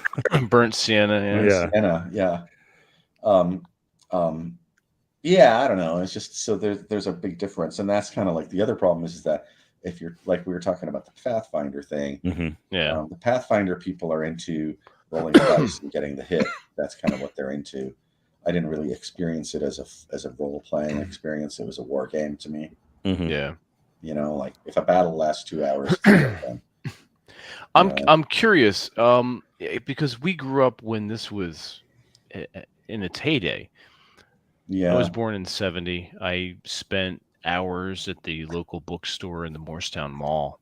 I've told this story before because we're one of the Planet Fitness gyms that I go to. Where the Smith machines are, where I'm doing bench press. I'm in the almost exact location where I used to sit as a kid in this bookstore, where the end cap was, where all the AD&D and D&D books were, and the Dragon magazines and the modules. So for me, this is like it's a shrine. It's a shrine. I've come full circle. So to me, it's magic, and that time period was magic for me. Right. There's something about that I will carry with me always, and I love and appreciate that I get that. Now it's such, and back then you were officially a nerd if you played Dungeons and Dragons. Not that you were an outcast, but it wasn't mainstream. Yes, it wasn't. You got your ass kicked, buddy. Oh, that's what I'm saying. You're a complete outsider. You were. It's like no, that was a weird fucking thing that these outcasts did. You got made fun of, and you were mocked and whatnot. Fortunately, that didn't happen too often. But it wasn't a mainstream commercial thing. Now it's this household. It's almost if you don't play you're the outsider. Yeah, well, and that's It's why been you have completely to, switched. you know, you Mhm. don't play the commercial grade stuff. You know, it's sort of like, it's like, you know, do you go to Taco Bell or do you go to that little hole in the wall Mexican place that's been there for Well, 20 years well, that nobody knows about? exactly. But the You thing know, the problem, the issue that I'm experiencing is the company that made the magic hmm is no longer there. Now yeah, now it's theater and therapy. It's TNT. yeah. I can't, I can't wrap my head around it, and I'm repulsed by it. Well, it has to do with it being a commodity. You know, I mean, I think that, uh, you know, even Monopoly, all the big games, Monopoly, nobody knows who made it. You know, Risk, most people won't even be able to tell you who invented it or why or when. Yep. You know, all these great board games that everybody grows up on, nobody knows who created them. They just become this commodity that's sold on. And so D&D as a brand is a brand Yeah. that's been sold on. And Yeah. so, I mean, if you talk to somebody like me, I'm going to tell you, well, these people aren't playing Dungeons and Dragons. Yeah, Okay. that's true. Mhm. They're not using any of the traditional role playing methods that make Dungeons and Dragons what it is. Everything, like when I always bring up that we interviewed Karen A. Bacall, Mhm. and Jeff Berry is his other name, and he said, yeah, nowadays if you want to, you know, if your character takes a bite of the caviar, you have to roll to see if your character likes the caviar, right? You can't just say like my character likes caviar. You got to roll on the chart. Mhm. There's a lot of mechanization that happens Roll in to these take a piss. games. Mhm. Yeah, whatever it is, you know. And so, you know, I get into a lot of trouble probably with people who really like what they play, and I'm like, you know, just play what you play. I don't care, but you Yeah. don't know what I'm doing, you know. And I would say that if you can find one of the old dungeon masters, especially if you go to like a game convention and you find one of these old dudes, like, you know, Ernie Gygax has been like canceled to eternity, but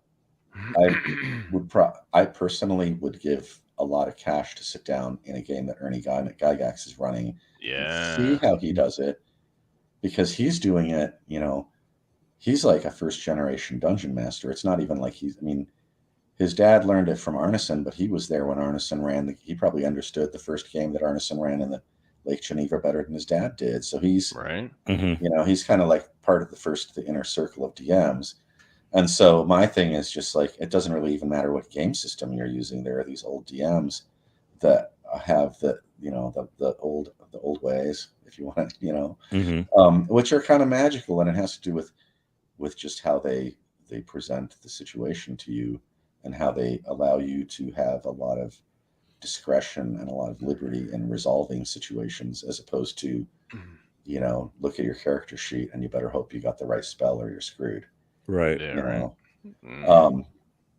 which is all the mechanization, which is, you know, like the new D&D is basically I mean, it's fascinating because originally D&D came out, I was down in Champaign-Urbana, and a bunch, you know, some guys that I know, actually I talked to, invented this computer version of D&D, right? Mhm.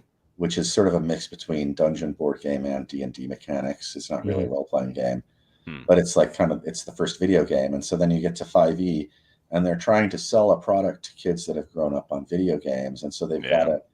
they've got to make it sellable to somebody that understands like Competing. a limited world mechanic, you know. Mhm. And so D&D is kind of like a glorified Zelda on Mm. paper now, you know. Right.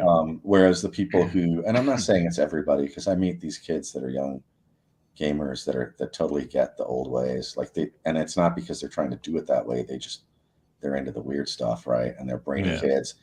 But those are the kids that are reading literature. They're reading fantasy literature. They're reading, you know, like when I wanted to learn about, it was hard to find information back in the 70s. And so all I had, if I wasn't at the library where my game club was, all I had was my parents' book library. Mhm. My Yeah. parents were huge nerds. So, you know, I was trying to find something sort of medieval, and I stumbled on a copy of Herodotus. And so there really wasn't anything in it to tell me when that was happening. And so I didn't know Yeah. what era it was, but I was like, it's old, and Mhm. they're fighting wars with swords. So I read Herodotus in order to glean ideas for my D&D game, Yeah. you know. But what that creates is this misunderstanding, Mm. or it creates this new understanding. And so it like it's like I took Herodotus and weirded it out in order to put it into my D&D game in my own weird 15-year-old way, right? And that's part of the whole thing of the traditional games, is that you can do that. You can bring anything you want into the game. You don't have to play by any sort of canon or anything. Yeah, so I don't know. I mean, people who are watching your show, I don't know if there's a chat going, if anybody's watching. I'm not really on that. There is, yeah. We had anywhere between 13 and 17 people Oh, watching. great. Well, I'll post it everywhere, and we can get people angry. We do that all the time. Wrong. You're doing it wrong. Mm-hmm. But yeah, I mean, there was a lot of freedom in that, and so the products that we were buying, it felt a little different because they were products being created by people that were very passionate about role-playing games. Whereas now, like, if you look at who is like on the titles for a lot of the stuff that's coming out of the big game companies, you got like computer game designers, or you got people that don't even design role-playing games, right? And they're different things, and so yeah, and it used to be that you would follow designers, yeah, like Greg Kostikian, like Paranoia. But I remember even that. better, Greg Kostikian made Pax Britannica, the big global war game. There's who else was it? The guys at SPI, I forgot their names right now, but they were like, they would design the war games we played, and so you were like, oh yeah, so like Simon Redmondson, I think, was that his name? Yeah, somebody like that. Like, he designed a new war game. Got to check that out. Steve Jackson, back Steve then Jackson he was, games, yeah. Didn't he do? he did cartoon, didn't he? Or Toon? Toon, Car Wars, I know that. Car Wars, Toon, and a few other things. And GURPS, I think might be. Yeah. But he was just like a little guy making, he did, I think it was Steve that did Ogre, right? That was the first one of the early sci-fi games that you could get for $3. Did you get into Shadowrun at all? From the member of Fozzie? I wasn't into gaming at that time. What I was into was thinking about game design a lot. So I spent a lot of time. Like, I remember my friend Tracy, who I still talk to, was our dungeon master back in the day. And, we would talk stuff. And like, I remember hanging out with him once, and I was like, yeah, the big problem with the internet right now is all these download times, and this was before, I think maybe Doom had just come out or something like that. And I was like, I was like, what if you had this game that's like a first-person shooter, but the environment, you like buy it on a disc, so it resides on your own computer, and so you don't have to download the environment. It's just being generated by your computer, and your computer is only giving information about your motion and your chat and your whatever. And like a couple of years later, all the first-person shooters were doing that, and so. I mean, like, there are ideas that are obvious ideas, but like there was a lot of thinking about game design. I've always thought about, like, what can you do here or there to accomplish what you need to do. And for whatever reason, you get, nerds think about stuff, and it's like, you come up with weird ideas. Yeah. Like even back in, the 70s, trying to think about how would you put a dungeon into a matrix, like a data matrix, right? Where I only have limited amounts of information I can have there, right? And like each location is a variable, and so like I remember thinking about that and being like, well, if everything is either empty or it's got a door, like I can come up with this value sequence where each square is like a wall and an empty space that you can travel through, or a door and an empty space, or a wall and empty, these combinations, and you just go this way, and that way you can make it half as big, because you're not recording where the empty space is and where the wall is and where the wall is. You just have a space, and that you can go out of it in these directions or not go out in these directions, and so you've like halved the amount of data that you have to keep track of there. Just stupid stuff like that. But so yeah, I didn't play a lot of those games back then, and now I'm looking at a lot of. I mean, I think the big issue for me right now is just trying to find interesting setting. Right. And I'm watching a lot of people I see a lot of people posting about, like, I want this or I want that. I want setting, right? And so we're kind of limited on setting. And then, of course, you're limited on setting because, you've got all these other reasons that like you can't do certain settings because maybe you're appropriating somebody's whatever. Right. Yeah. That's one of so the things that I see that's different.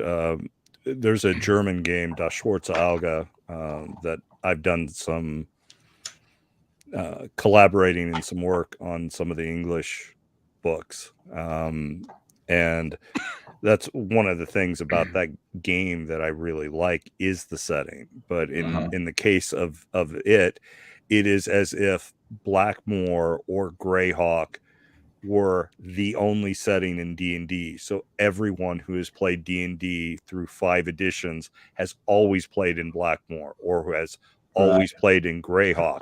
So, you know, the game I played as a kid is something that, you know, my now 30-year-old son would have played in, et cetera, et cetera. And so whenever you would talk about the game, you would be talking about that setting and that play. Whereas for most American fans, even if we all played, you know, old D&D, either of the versions of basic D&D or advanced Dungeons and Dragons, our campaigns could have been very different because I know some people who exclusively played in Greyhawk, and I know most other people had whatever their campaign setting. Yeah, I was doing for those Forgotten fortunate Realms enough for the longest time. Yeah, for those fortunate enough to actually have played long enough to have a campaign of their own, their world is unique to them and their friends that they played with through junior high, high school, college, and what have you. So, some running even to this very day. You know, but which is kind of an interesting thing that you know, that's a difference between us, but there are certain things that I know from Aventuria and the Dark Eye that had to be altered slightly as far as how certain cultures were presented, at least in the artwork. You know, because our sensibilities are a little bit different than Europeans in general and Germans specifically. So if I could go back to your movie real quick. Yeah. I mean, we can talk about anything. I'm, you know, we're just hanging out, right? I'm having a blast with this. That's what we're doing. Yeah, that's what we're about. What I know, you said that you didn't go in with any specific agenda. I mean, you had kind of an idea of what you wanted to find out, but you know, you weren't like going there to bash Gary Gygax or put. There was a lot of pressure for us to do that, you know? Really? And I had to I did a lot of pushback on the expectation from a lot of people that we were going to like finally show what a jerk Gary is. Right. And it was like, well, we spend all our time trying to like lambaste Gary Gygax, who, you know, I don't know Gary, right? Yeah. We're not going to talk about all the great stuff that happened in the Twin Cities. And it was like, no, let's just talk about what they did in the Twin Cities. And then they merged what they did in the Twin Cities with what was happening in Lake Geneva anyway, in whatever form they wanted to. And they created even more stuff. So, you know. Yeah. Was there anything that surprised you? Oh, is that where you're really? Yeah, that's where I wanted to ask. Was there anything about it that surprised you? Because I was pleasantly surprised at, despite being at times a decade different in playing, because I started playing in about 78. But some of the things me and my friends were doing when we should have been studying German or should have been studying something else in school, as far as writing letters to each other in character about stuff in the game and playing for in the game.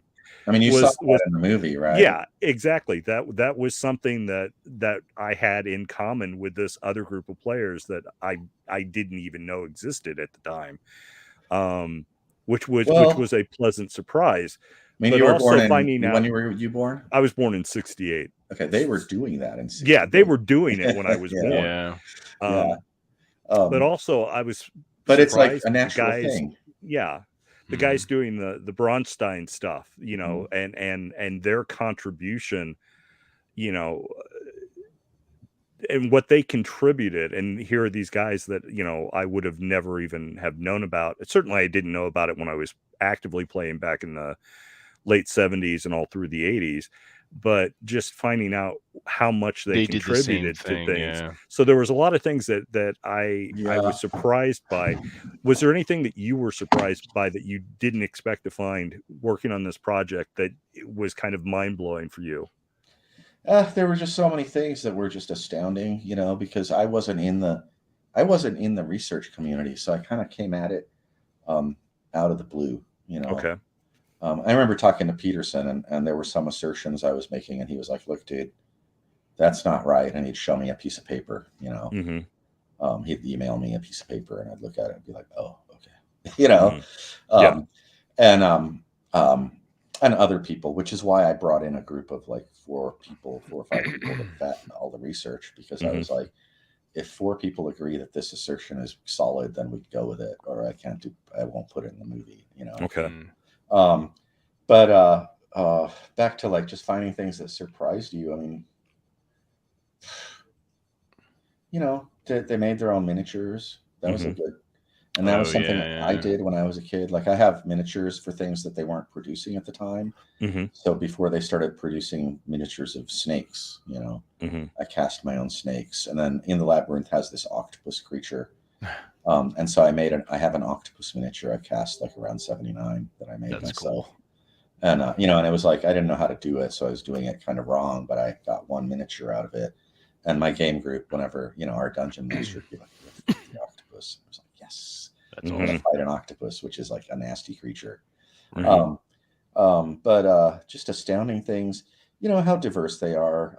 You know, it's funny dealing with all the like social consciousness stuff. You know, if back then they had been like, I can't talk to you because you're like a conservative, or you're a Democrat, or you're gay, or you're trans, or whatever, like this, you know, or women can't game, you know, there were women they had women gamers early on, not many, but the women certainly contributed in their own way, or, you know, when they wanted to play a game or were invited to play a particular game. Yeah, I mean, that was trying to think of what, you know, I don't think there, I mean, I guess what was most surprising was that when we showed up, I didn't know what I was doing. And so I was trying to be like the news guy, right? Right. I'm the reporter guy. I'm outside of it all. I'm over here. I'm interviewing you, right? Well, we show up and you got like this group of like 50 gamers, and they're like, who are you? You know, they're just as curious about us, right? And so it took about 2-3 days. I mean, McGarry was the real melting point was the interview with McGarry. And I was doing the interview thing. I don't know this guy. He's a complete stranger.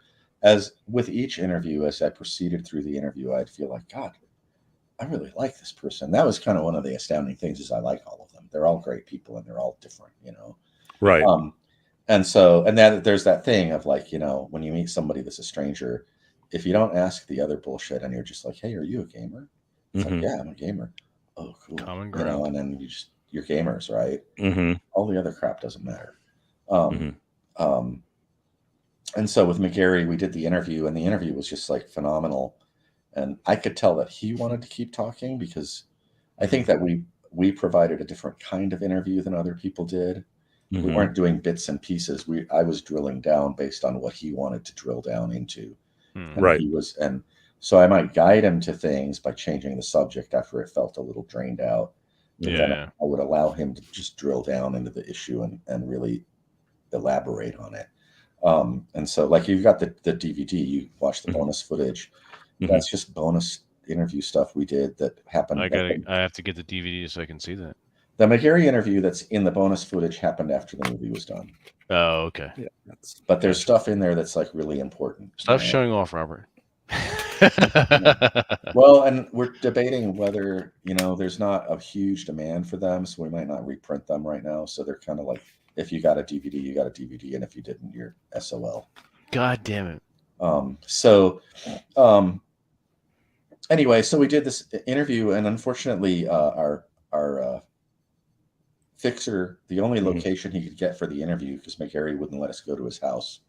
He was very like, a lot of these people were very mysterious and very private, and so we had to like do interviews in different places, or you know, I didn't Sitting here in my office, I can't imagine someone not wanting Yeah, it's to really weird, isn't it? invite people I don't like people right? in my house either. Like nobody Yeah, comes to my house. Yeah, You know. very clandestine Mhm. public Yeah. places. Yeah. Yeah. There's a bad joke here, but I'm not going to say it. But, you know, my Say it. Barbie. No, we're not going to go there. You're like, say it.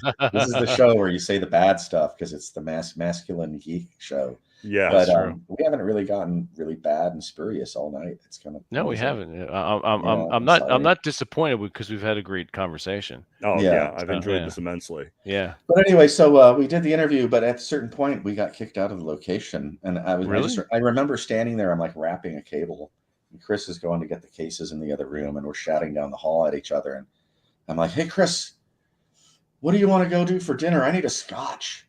Yeah. And McGarry's still sitting at the table, kind of watching us. Like that was weird. We were like literally in the middle of like his interview was amazing, and it got cut off. Right, the one that was in the.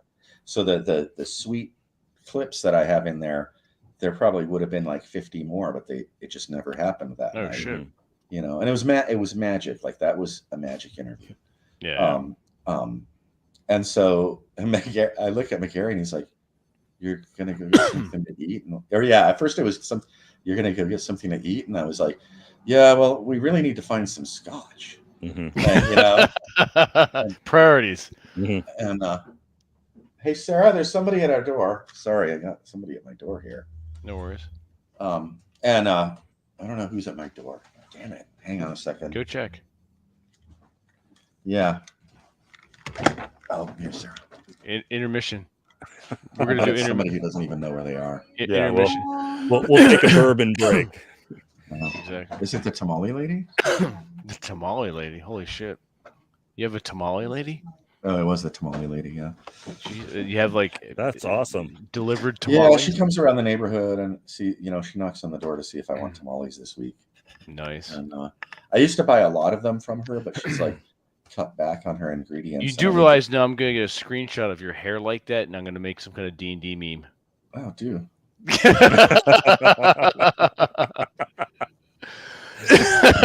Anyway, we were babbling about so it's just it was like that was the point where he was it was like we want to go find something to eat and just relax and have a scotch or something and McGarry was like I like scotch He's like trying to invite himself out with you guys. But it continues because it's like suddenly these these people are just normal people. Like I was trying to keep my distance, and so I was sort of objectifying them and so that was the breakthrough. And I've seen it with other filmmakers. There's there's that movie that was done where the filmmaker would go and interview people, a group of kids as they were growing up every 7 years. Maybe it was 21 and up or something like that. And he proceeded to do it for 40 years. Well, there's the Richard Linklater movie that he did, like Childhood or something like that, which the actors that he cast in that film, he filmed them over the course of like 12 years or something like that. This is different. This guy went and talked to these kids every 7 years. Okay. And I remember him. Donner would do. It was interesting because there was an interview portion where the cab driver guy was talking about being a cab driver, and he was kind of pissed off. He's like, all these immigrants are coming in, and they're creating a lot of and I don't like. I mean, he was saying, first he said it like, I don't like all these immigrant cab drivers, But then, and the guy, and so the film director went like full on lefty, which is what I used to be, like a knee jerk liberal, and got in his face about it, like, "Ooh, you hate people of color," and the guy was like, "No, it's not that. It's just that they're not, they are willing to work like 80 hours a day, and and there are lots of them, and they're muscling the old guys like me out of the business, and there's no, and they're not, and they are not legal here, and but he was really just talking about like, we don't have any protection for work. I'm a worker, I'm working class schmo. I'm a cab driver. They're not, there isn't a union to protect me, to keep these people from being in this business. There isn't, the government isn't protecting me. They will work for less and they will work more. And, but it was it was, I mean, it was an interesting moment because the director was sort of trying to say like, "Oh, you're a racist," and the guy was like, "No, it's not about that. Right. you know, and the director couldn't get off of that. But really what was going on for me watching it was like, oh, wow, you just broke the barrier. Mhm. You Yeah. know, it's not me out here, the invisible interviewer, and you out there, the subject that's being like turned into the object on the screen. We're both here together. And, you know, and that was one of those things where I'm like, Yeah. you know, like, well, I mean, It this makes is you think. Yeah. like, yeah, I was like, well, Yeah. actually, the cab driver dude's got a point. You know, like, I'm from Italy. There are places in Italy where, like, you know, a large portion of the population is now immigrant population. Yeah. And you might call me a racist, but these are all Eastern Europeans. These are white people. Mhm. And so, Yeah. you know, and so, but it's like a problem because it's like now the central government has to pay all this money to like support these people who can't find jobs because there are no jobs here. And, you know, I mean, it's just, you know, it was like, oh yeah, you got to be like, step back, be objective, you know, whatever. But just to get back to the thing, it broke the barrier, right? And so when I got to be friends with McGarry, you know, he and I and Chris went to this cool place that might have been burned down during the writing. It was like our little Scotch place, which had a cigar shop next to it. Nice. Yeah, although McGarry couldn't go into the cigar place because he's got lung issues. And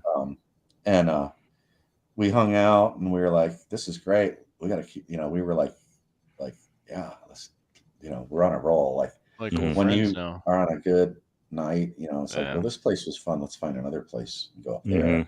So we take off You're and just we get to this hopping other around. place. Yeah. Yeah, we're hopping around and we're not getting sloshed. We're sipping a scotch. Yeah, it's with a glass steady. of Yeah. water. We're talking about the world and our worldview and, you know, and stuff like that. And then I get a call and it's like, hey, Griff. And I'm like, hey, David, you know, and it's the other David because there are lots of Davids. It's David Wesley. And he's like, you have any idea where McGarry is? And I'm like, yeah, we're sitting here drinking scotch. And That's awesome. And then Wesley's like, you are? So Wesley comes down to meet us. And we literally like went from from Minneapolis into St. Paul. Yeah. Like it was, you know, it was a wonderful thing. And so that broke the barrier. Right. Yeah. But that's cool. Anyway, I don't want to go on like when I was going on about the stuff with that other director and the racism thing and whatever. It's just like you just have to retain your objectivity. I'm not saying that the other, you know, if somebody no, I completely got it. It just you went from being stupid, but you know, the observer to being being reactionary is as stupid as being a racist. You know? But anyway, God, my phone's ringing now. Who's trying to call me? Is that now? is? Are they calling? It's the worst ringer. I have the worst phone. You know? Maybe they're calling to tell you, hey, I see you on a video on my computer. Anyway, you know, I like to keep like all that political stuff out of the gaming because my politics are very well. I know a lot of conservative gamers, and if they saw my politics, they would probably want to cancel me because I'm not as me. So I'm kind of wishy. I'm anti-issue, you know. Yeah. But I mean, the whole thing is like it's gaming used to be like being a musician. Like, you know, if you know how to play saxophone, you can go anywhere in the world and you may not speak your language, but you can walk into a bar and be like, it's universal. You guys are playing this weird Bolognese music. Do you need a saxophone player? You know, and be like, we're playing what we're just familiar with, but you play that weird American saxophone thing. You want to exactly. That's why I became a saxophone player. You are? I have tenor and alto. Yeah, you're right. But you know what I'm talking about. I do. To be, like, that's you know, that's what I love. It's universal. It's gaming universal. was like you could just overlook that. Like, wow, we're all like, you know, like saying I'm a gamer is like I'm a human being. You know, exactly. There was I'm a human being of a certain level of like intellectual capacity that can do this thing with you. You know, it was like this cool secret. Like it was like the secret word to the speakeasy. Yeah, you know, you get invited into the back rooms for the special stuff or something. Exactly. Yeah. Now it's just like fuck. I don't want to be bothered with. Yeah. So I don't know. I mean, I just don't want to go there with all that stuff. Exactly. But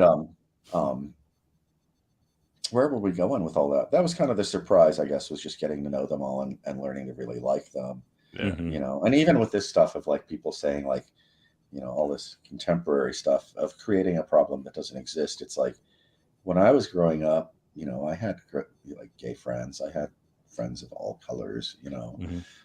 We just hung out together. It was a very it was an exciting time actually in the 70s and 80s for a while, Oh yeah. where at least those who wanted to be more progressive could be. You Yeah. create your Well, it progressive wasn't career, your your sexuality and reality. your race wasn't an identity because my gaming group consisted of me, and I'm pale, white, lily white, white devil, cracker Mhm. farm boy retard myself, and my friends. I had black, Taiwanese, and Indian. We were like a Yeah, literal fucking melting pot, but we never thought in those terms, like, oh, we're diverse. Blah, blah, blah. No, we were friends. We didn't give yeah, a shit about where we came from or what fucking color we were. Yeah. right. And it was just not an issue because they didn't make each individual person with their race and religion or whatever, they didn't make or their sex, they didn't make it an issue. No. It Right, wasn't right. part of it wasn't part of their gaming identity. Hmm. No, They were just people. we were a part, our tribal affiliation was the fact that we played D&D together. Our Right. tribal affiliation was we liked hard rock, heavy metal, jazz, blues, stuff like that. That, the Our fact, communal culture that we were yeah, the creating fact that, together. Antoine was black, the fact that, George's dad came from Belize, you know, none of that stuff mattered. What mattered was what we had in common. Yeah. Yeah. Those few things that we had different, skin pigmentation, It didn't height. matter. Yeah, Yeah. those things. The game is what brought us Well, together and and and our at that point in friendships. time when we were gaming, the game was everything. The Yeah. game Absolutely. was Yeah. everything. Yeah. Women did not interfere with the game insofar as dating. If you were dating, date night was not on game night. Mm. You Yeah. know, Yeah. I mean, we had a couple girls in our game group, but yeah, it was always like they were in the game group just because they wanted to game. It wasn't like that situation where you have like somebody gets a girlfriend and she wants to tag along and isn't yeah, really a Yeah. yeah. gamer. I Like hated that they shit. were like, I want a game. I Hmm. got my own set of rules and I'm gonna play it. Hmm. Yeah. Um, but yeah, I don't. Like I said, I didn't really want to talk about all that crap, but it always seems to come up when you talk about RPGs within the contemporary sphere. Yeah. Um, um, I don't know. Yeah, that was kind of the surprising thing, though. Just back to your question, was the whole, How these normal and wonderful people, yeah. Yeah. and probably, on a higher spectrum of intellect in many places, whether it was like artistic and creative Hmm. intellect and like kind of the immeasurable one, or hard numbers, hard science. As a group, they were like really interesting, and I got close to them, and it's like, I mean, we lost John, Dave Arneson's father. Yeah. I Yeah. only really spent, one interview with him, and then I would sort of keep tabs on him through Malia Hmm. over time.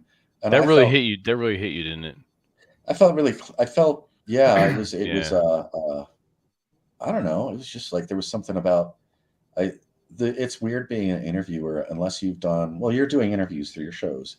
You get these people you don't know. By the end of the show, you're like, dude, let's turn off our computers and go down to the bar and have a scotch, Mhm. right? Exactly. Where they're like, Exactly. Yes. like Yes. we are buddies now, like you're Yeah. in, right? And so Right. I felt that way about John. I mean, like I sat there and listened to him talk about his son grow, like, he was like, he was a good baby. He was like, and talking about Dave Arneson playing, like, he was like, yeah, he always had these little miniatures when he was little. He had these little farm animals and stuff that he would play with, and stuff. Yeah. And and he was like, and I'd always get pissed off because I'd step on him. He'd leave them all over the place. And stuff, Stepping on the Lego. like Legos, right? Yeah. And then he talked about, he was very sarcastic talking about his wife who Mhm. had passed away. Like, I was like, I asked him, like, was it love at first sight? And he was like, oh no, just another one of the girls, like he was like of that generation where you act like a tough guy, like Yeah. like you're like, yeah, James, Mhm. Right. whatever. He Broads. doesn't mean it, but it's just that's how you joke in your generation. Right. Like when he said that, I knew that what he really meant was like, yeah, I love my wife dearly, Mhm. but that was that generation and sarcasm. Mhm. I began the interview and I said, like, like, you look a lot like your father. And he was like, God, I feel sorry for the guy. Or you look like your son, Mhm. He was like, "Oh, I feel sorry for the guy. Mm-hmm. You know, he looks like me. I feel sorry for him." You know. So yeah, I was really busted up over John's. I didn't understand why. I just broke out in tears. You know, I was here with Sarah. It was a weird night. I mean, it was like for years, like my clan hadn't been together. So Sarah's here, Dax here, and my sister Ivy was here. And I just sat down at the table and bawled like a baby, you know. And I was just like, yeah, it's just you get to know these people and you get really like they get in you, you know. Oh yeah. And then on top of it, it's like the conversation with John. You know, I reviewed that footage over and over, so it's like I was having this conversation and spending time with him. They just replaying in my it, head. yeah. You know, so I've watched that interview at least 10 times. And I've watched all of his son's footage, and yeah, it was just very representative of that group, you know, and of a generation, you know.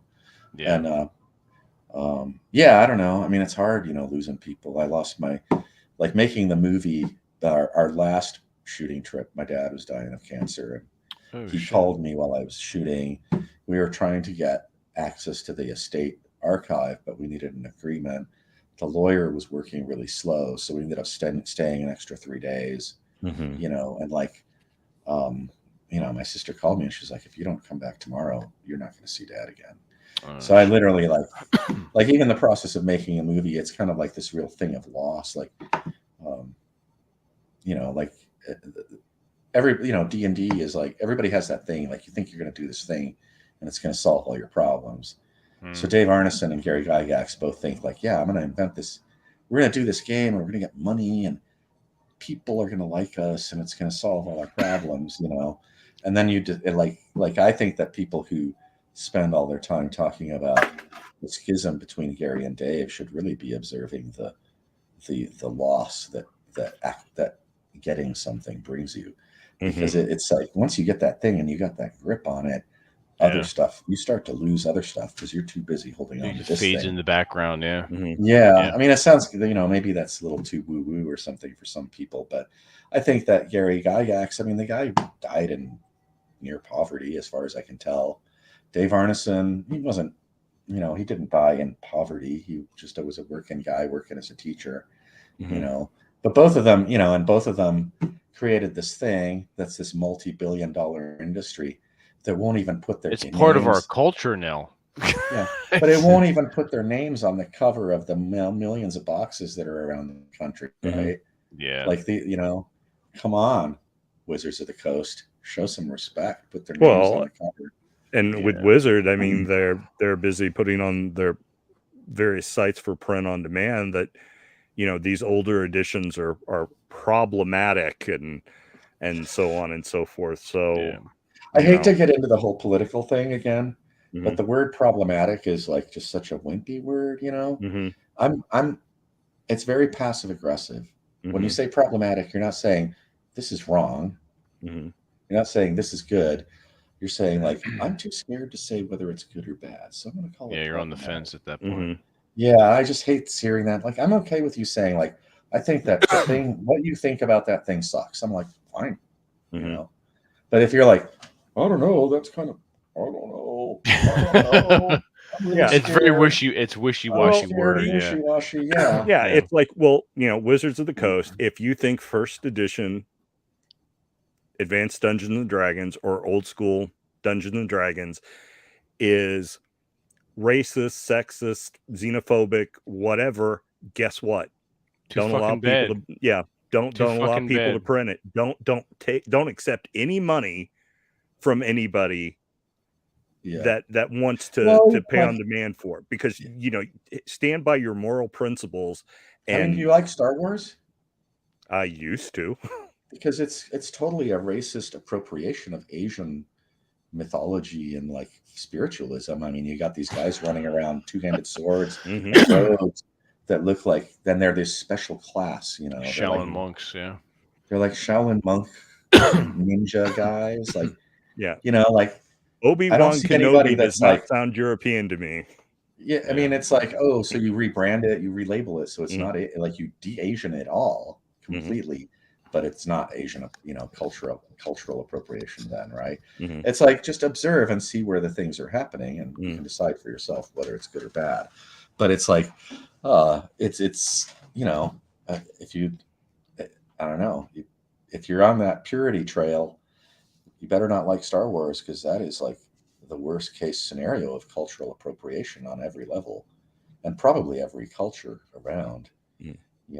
Like the princess with all the in the I forgot what her Princess name Leia. was. No, the one that comes in the next Amidala? Oh, Princess Amidala, Amidala. Yeah. She looks like her outfit is like completely like traditional Eastern European garb, Mhm. and later on, she looks like a BDSM goth chick. right, and appropriating my culture, right? Right. Exactly. Yeah. When I'm not on the show, I'm dressed like a BDSM goth chick. As we all are. Yes. You are too. I know. Mhm. I just don't do it on the show because it's too arousing. It would be too arousing for the two. We're gonna get dinged inappropriate. for certain things on YouTube if we can't be careful. Yeah. Yeah. I don't know. I think that on a certain level, it's good to be dinged, because then they go, you're bad, and they just erase you from their reality, and which means that they erase themselves from my reality, and I don't have to deal with it. So it's almost good to be like It's a little symbiotic. just on the edge, Yeah. But yeah, I like what you guys were. I don't want to go down that road. What else can we talk about? I mean, Well, this is volume 1. Yeah. So What about one volume 2? means when's volume 2? Yeah. I've been thinking about it a lot. We were kind of ready to ramp up and do volume 2. Mhm. Then COVID hit. Right. And all the Oh, finances, yeah. our movie finances went to hell. Mhm. Our distribution deal disappeared. Mhm. We thought we had like this distribution deal that would have put the movie like in every Walmart in the country, and it just went poof, Oh shit. Yeah, and so we're kind of like just dead in the water. And business people aren't supposed to talk about the bad stuff, but we're a little bit dead in the water right now with that. Well, do you have footage under your belt? Yeah, we have a lot of footage under our belt. It's Because it ended like there's a part 2. I mean, Yeah, it felt like a cliffhanger ending totally in a way, There is or at part least 2. the end of a chapter.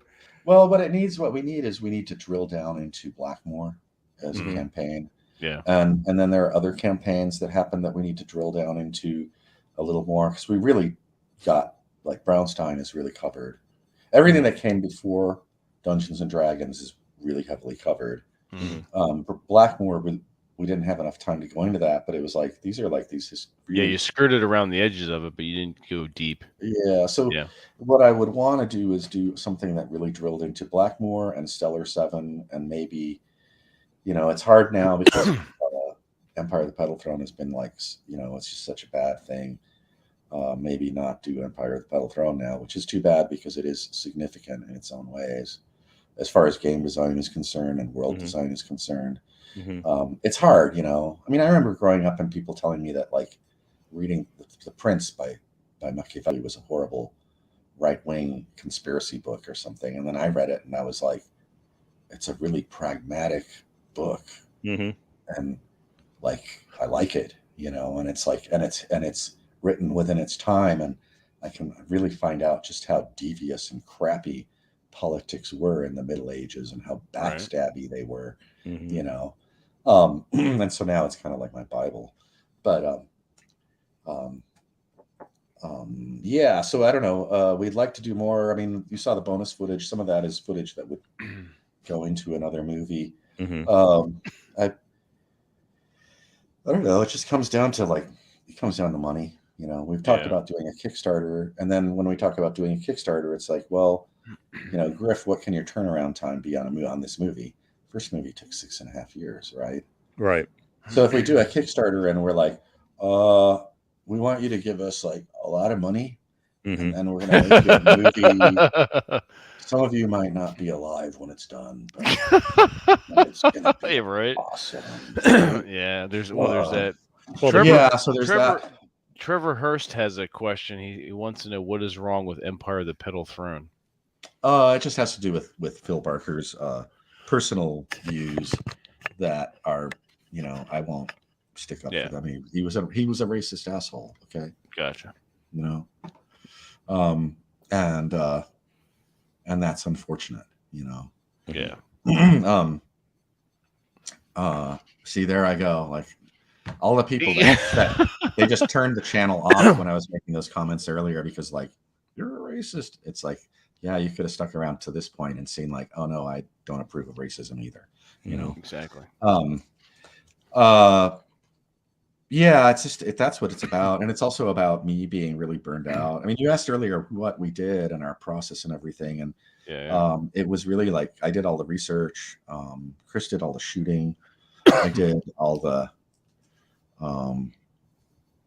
archiving, researching, editing, writing. I mean, I did it a lot of it. You know, Chris really took the risk on the movie. He was the one that was using other businesses just to float the movie business, and the movie is, the movie has been floated and it is still floating, and so that's kind of a thing with us is just, or with me, it's like that was the other thing. You get on the internet and everybody's like, yeah,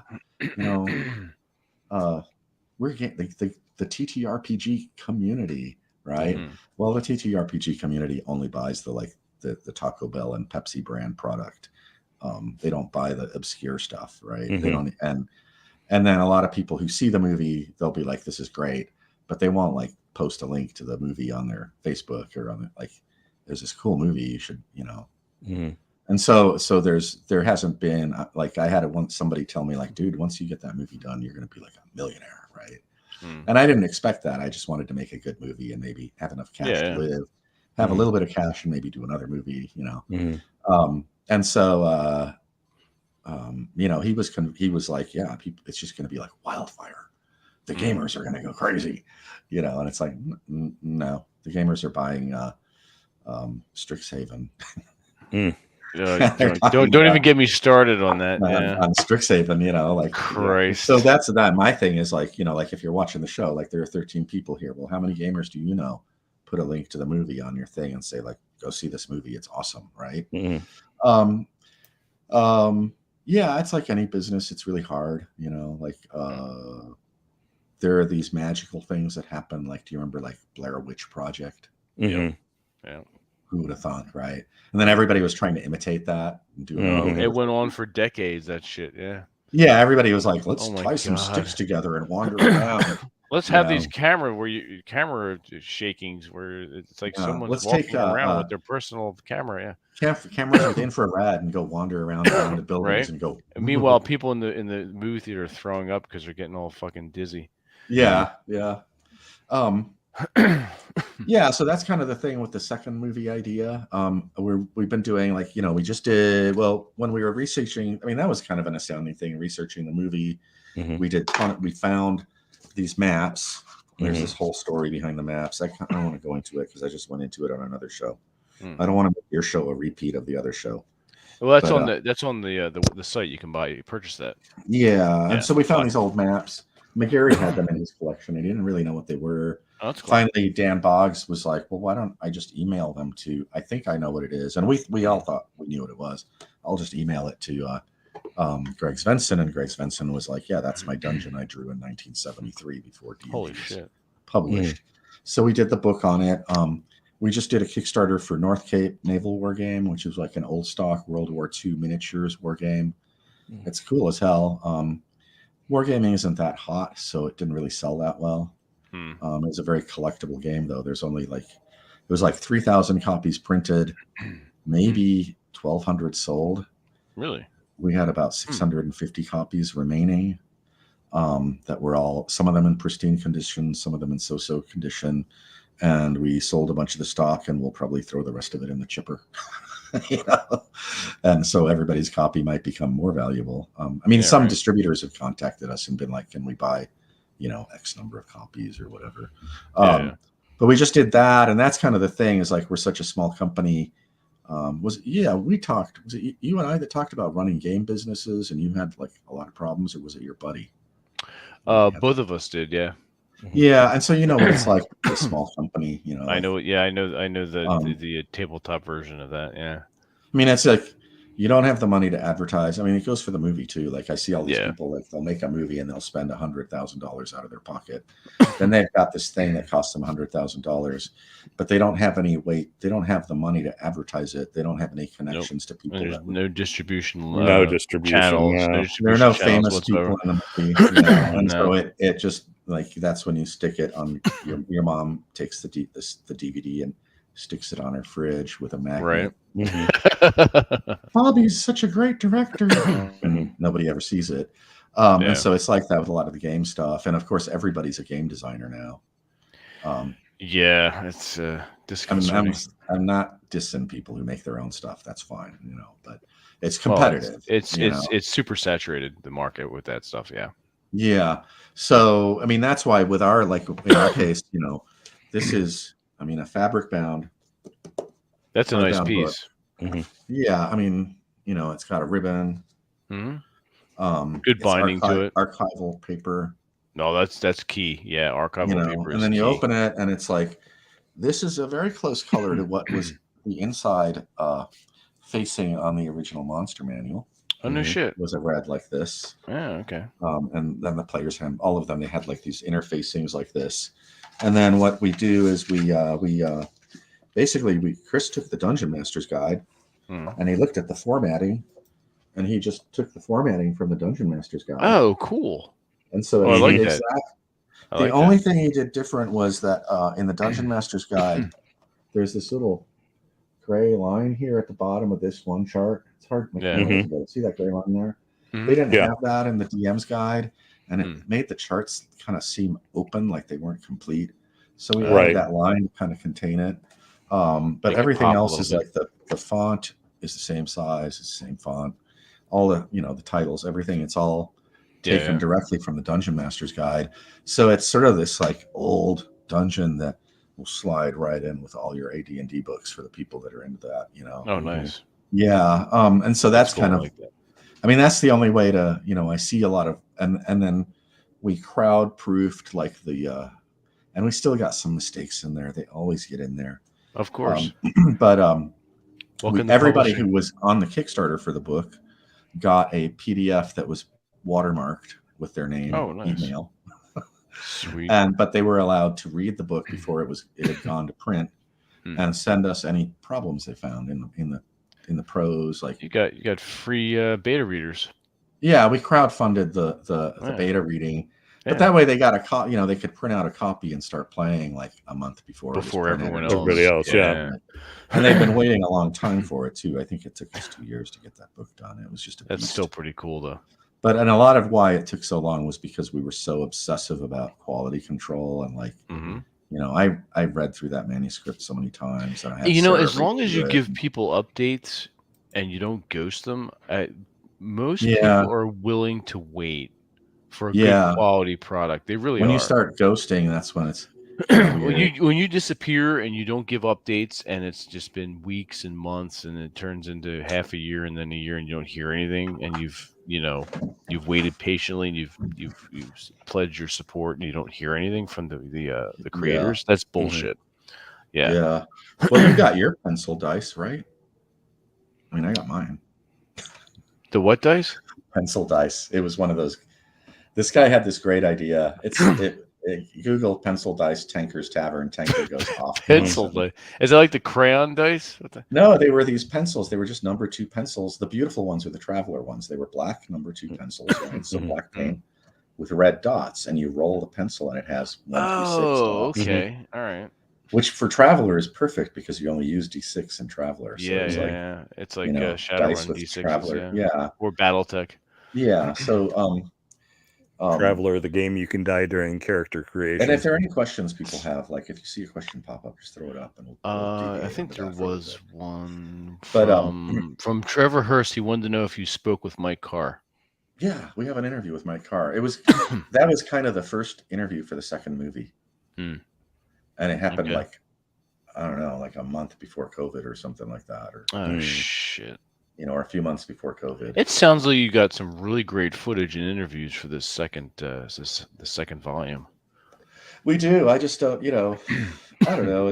It's you want to maintain quality, but at the same time, it's like, well, we need to make money, Yeah. I've had people contact me wanting to use footage or wanting to use resources I have, and I'm Yeah.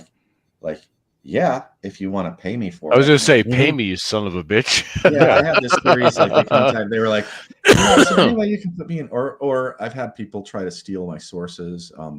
That was like Really? a big problem I had with. I won't name who it was. I just don't like to get into that crap. But I had somebody like suddenly all these people who do podcasts, they're like, well, and just podcasters in general, they want to do a podcast with somebody that is in the movie, right? And I'm like, that's great, but you got to make sure they plug the movie, right? Absolutely, yeah. And so, like, there was one show that I got Wesley onto. They never plugged the movie. Oh shit. And then they got a hold of me again, and they were like, "Well, that was cool," but they had promised to also do an interview with me. But they said, "Can we do Wesley first?" You know, and they promised to do an interview with me, and I was like, "Okay, I'm ready to do an interview." And they're like, "Well, can we do Greg Svensson first?" And I was like, "No, you said you'd talk to me. You didn't plug my movie. You don't want to talk to me. You want to do Greg Svensson. End of story." You know. Yeah, that's a dick move. And that's kind of like that's the other thing with like research and stuff like that is people hold their sources close, you know, whether it's like a slip of paper with somebody's handwriting on it or somebody that you interviewed for your movie. So, and that's kind of the thing with the Blackmoor bunch is like they're very, you know, they watched Dave go through all that crap with Gary. They were all very loyal to Dave. Like nobody broke ranks and was like being, you know, being crappy to Dave, like or whatever. They were like, no, you're messing with one of us and we can't do anything necessarily to help you. But we're, you know, like Dave went back to the Twin Cities and they were all gaming with Dave. You know, he was their buddy. Well, they all seem like a very diverse bunch, but they all seem like they still, whatever old ties they have with whatever their group dynamic was, they kept it solid. Then, it's still that way. For most of them, yeah, it's pretty solid, you know. And that's the thing is like, it took years to get an interview with Malia. Everybody protects Malia. Even McGarry was like, you know, I need to like find out who you people are before I even talk to you. You know, he ran us through the ringer. The jerk. Right. If he's watching, I'm just McGarry, you jerk. You bet. He was like, I need to vet you. You know, I won't even. And who else? A lot of people were like that. You know, it was just like they were just very tentative about getting involved in anything that would create some sort of spurious production. Well, they don't. I could understand not wanting to be exploited or have your friends exploited, especially, you know, a friend who isn't here to defend himself anymore. So, I mean, that's completely understandable. Yeah. And should be to anyone with any common decency, but, you know. Yeah. Yeah, no, I agree. So they're really tight like that. Where was I going with that? Well, you were talking about guarding your sources. Oh, yeah. And justifiably so. So, yeah, in the case of the Blackmoor bunch, like if somebody was a jerk to me and you know, tried to do an end run on me, all I'd have to do is pick up the phone and be like, hey, there's this person and this is their name. Don't talk to them, you know. Break out the baseball bats. Yeah, I mean, it's and for the most part, everybody's going to be like, they got your back. Yeah, that's nice. You know, that's good. Like, you know, what are you going to do for them? Like, I've done a lot of things for the Blackmoor bunch that are sort of non-pecuniary things, you know, like, you know, Chris and I mean, when I say I mean Chris and I, and Ryan, our whole crew, you know, we put them on the map. Like nobody wanted to know. I mean, that's the thing about the movie. Nobody wanted to know who Bob Meyer was, right? Yeah. And so then we're the only people that called Bob Meyer up and said, hey, we want to talk to you about Blackmoor and Dave Arneson and your experiences. And he was just like, wow, you know. Nice. And then we got him on camera and he wouldn't stop. And it was just amazing. That's cool. That's really cool. And he's awesome. I love him dearly. Another person I just love, you know, good person. I love him dearly. Yeah, it's just, you know, that's the way it is. They're just old school. It's just like, you know, you prove who you are through your actions. You don't. Correct. You know? Yeah. And there's, you know, that's something important. I used to think, you know, like somebody will tell me that, you know, I'm a nice guy. You can trust me. Okay. Well, you know, maybe you just got to watch prove that for shit. a while and see. Yeah. You get older, you get a little bit more like, you stay over there for a while. Yeah, a person will show you who they are given enough time. Yeah. So, yeah. So I don't know if that was was an answer or not to what we were talking about. Any other questions from the viewers that they're curious about anything? I mean, I don't know. We definitely have. We still have some people in the chat. Any other questions for Griffith? And also, I posted it before. I've tweeted about it. I purchased the movie myself.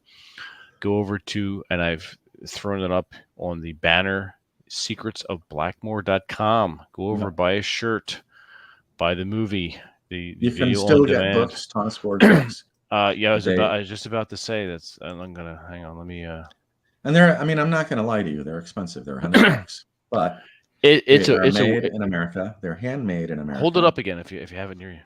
Yeah, this is the teal cover. We're doing a red cover for the second printing, red with gold, so it'll look really just. And that's the one you were just talking about with the Dungeon Master. The art format. on the cover here, I think that was done like in '78. That's awesome. There's another piece in there that was done in '74. We have a lot of old, like vintage art that we got from Ken Fletcher, a lot of new art. It's all very old. I mean, you're going to look at it and you're going to look at the art and you're going to be like, this looks like the original TSR D&D stuff. Right. Yeah, that's we awesome. don't claim to be that, but out of all the people doing that kind of stuff with the people that are doing it, really high quality. So yeah, so it's expensive, but you know, welcome to America, I guess. I don't know. Support your indies. I mean, there is the sort of like, you know, you look at what's being produced by the big companies, and it's like your Pathfinder books. How many of you have an exploded Pathfinder book? Mm-hmm. You know, or your Pathfinder book is horrible. The cover, that color cut paper wrapper with all the cartoon art on it. Mm-hmm. Oh my god, the color rubbed off, and it's just white in places. Yep. And it took like a year for it to do that, 2 years max. Even even sometimes less than that. Yeah, these are not gonna, as far as I know, these are not gonna explode on you. You just said the archival quality paper, and that has me hooked. That's key in anything you're going to keep for a long time. I have to order one of these myself. Totally worth it. Mish, Chat of Arabia, post a link to the movie. I have, and it's right up here now, as you can see. Right link to the website. So go to the website and you navigate around. You're all none of you are retarded. None of you and if you watch the movie, go tell your friends to watch it. Your gamer buddies, post it to them. Exactly. Support these guys. You can go on Amazon and get it there as well.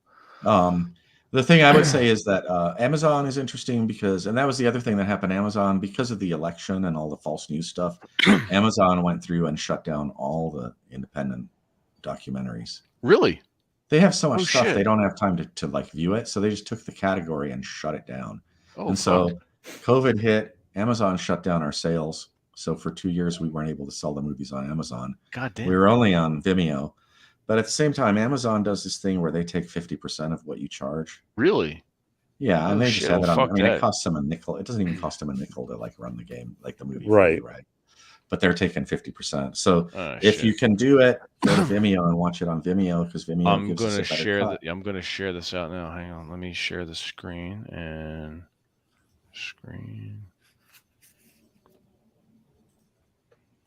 So yeah, for the diehard support crowd, it's like, you know, I like your banner. Kevin McCall took that, the webmaster. You know, we had a game we set up for them all to get together. Like, I mean, that was astounding. I was there that night. I mean, that was a bad night for me. I found out we were on that shoot a year before, and halfway into that shoot, my sister calls me and tells me my dad has cancer. You know. Yeah, you were saying, yeah. And then it was the last trip out, like maybe a year and a half, a year later, where I was barely able to make it back. You know, I mean, the movie, I don't know. For me, it kind of symbolizes a certain degree of personal loss. You know, while I was trying to get this thing done. Yeah. But I mean, seeing all of those gamers, you know, you got Malia's over there in the corner. Yeah. Ken Shepro, I think that's Ross with his hand up, McGarry with his hat on. Yeah. Next to him is James the Third. Next to that is Belfry, used to play a lot of dwarves. I'm not sure. It might be Greg next to Belfry. And then on the front is James. James, he was a wizard. And then on this corner, the wizard would no name if I remember correct. Yeah, maybe, yeah. On this corner, we got that's Warren. I forgot his first name, but he was known as John Warren. He was known as Big John or Little John because he's like 8 Little John.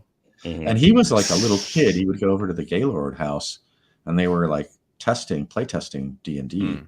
And he was this little kid that would wander in that was like maybe 8 years old and play with them.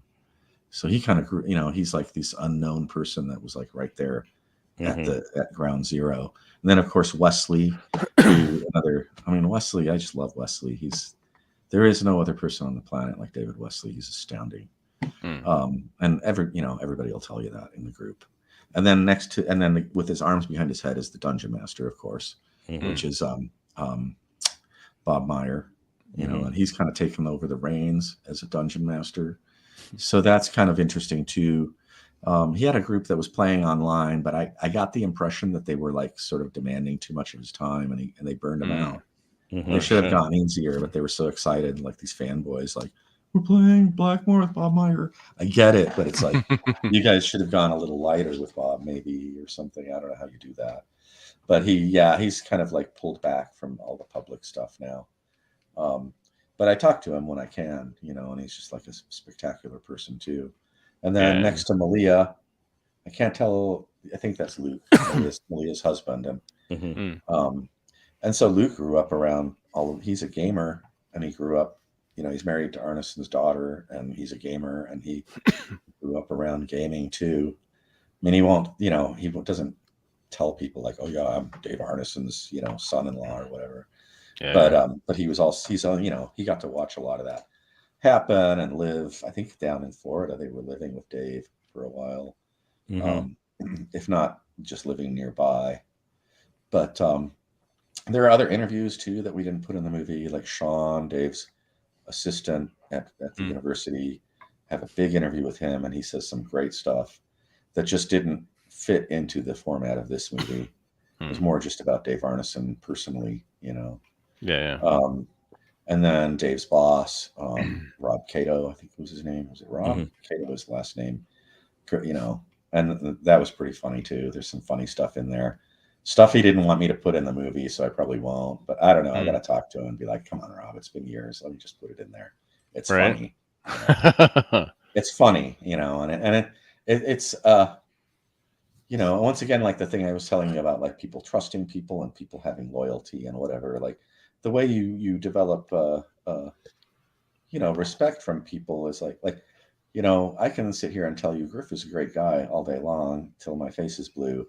But if you got like 10 people that have known me for like 30 years and they're like, oh my God, Griff is a great guy. There was that one time he was a complete jerk, but he's a great guy. Like, we all do stupid stuff or whatever, like, or we had a falling out for a while. He was a total jerk and he admitted it, or whatever.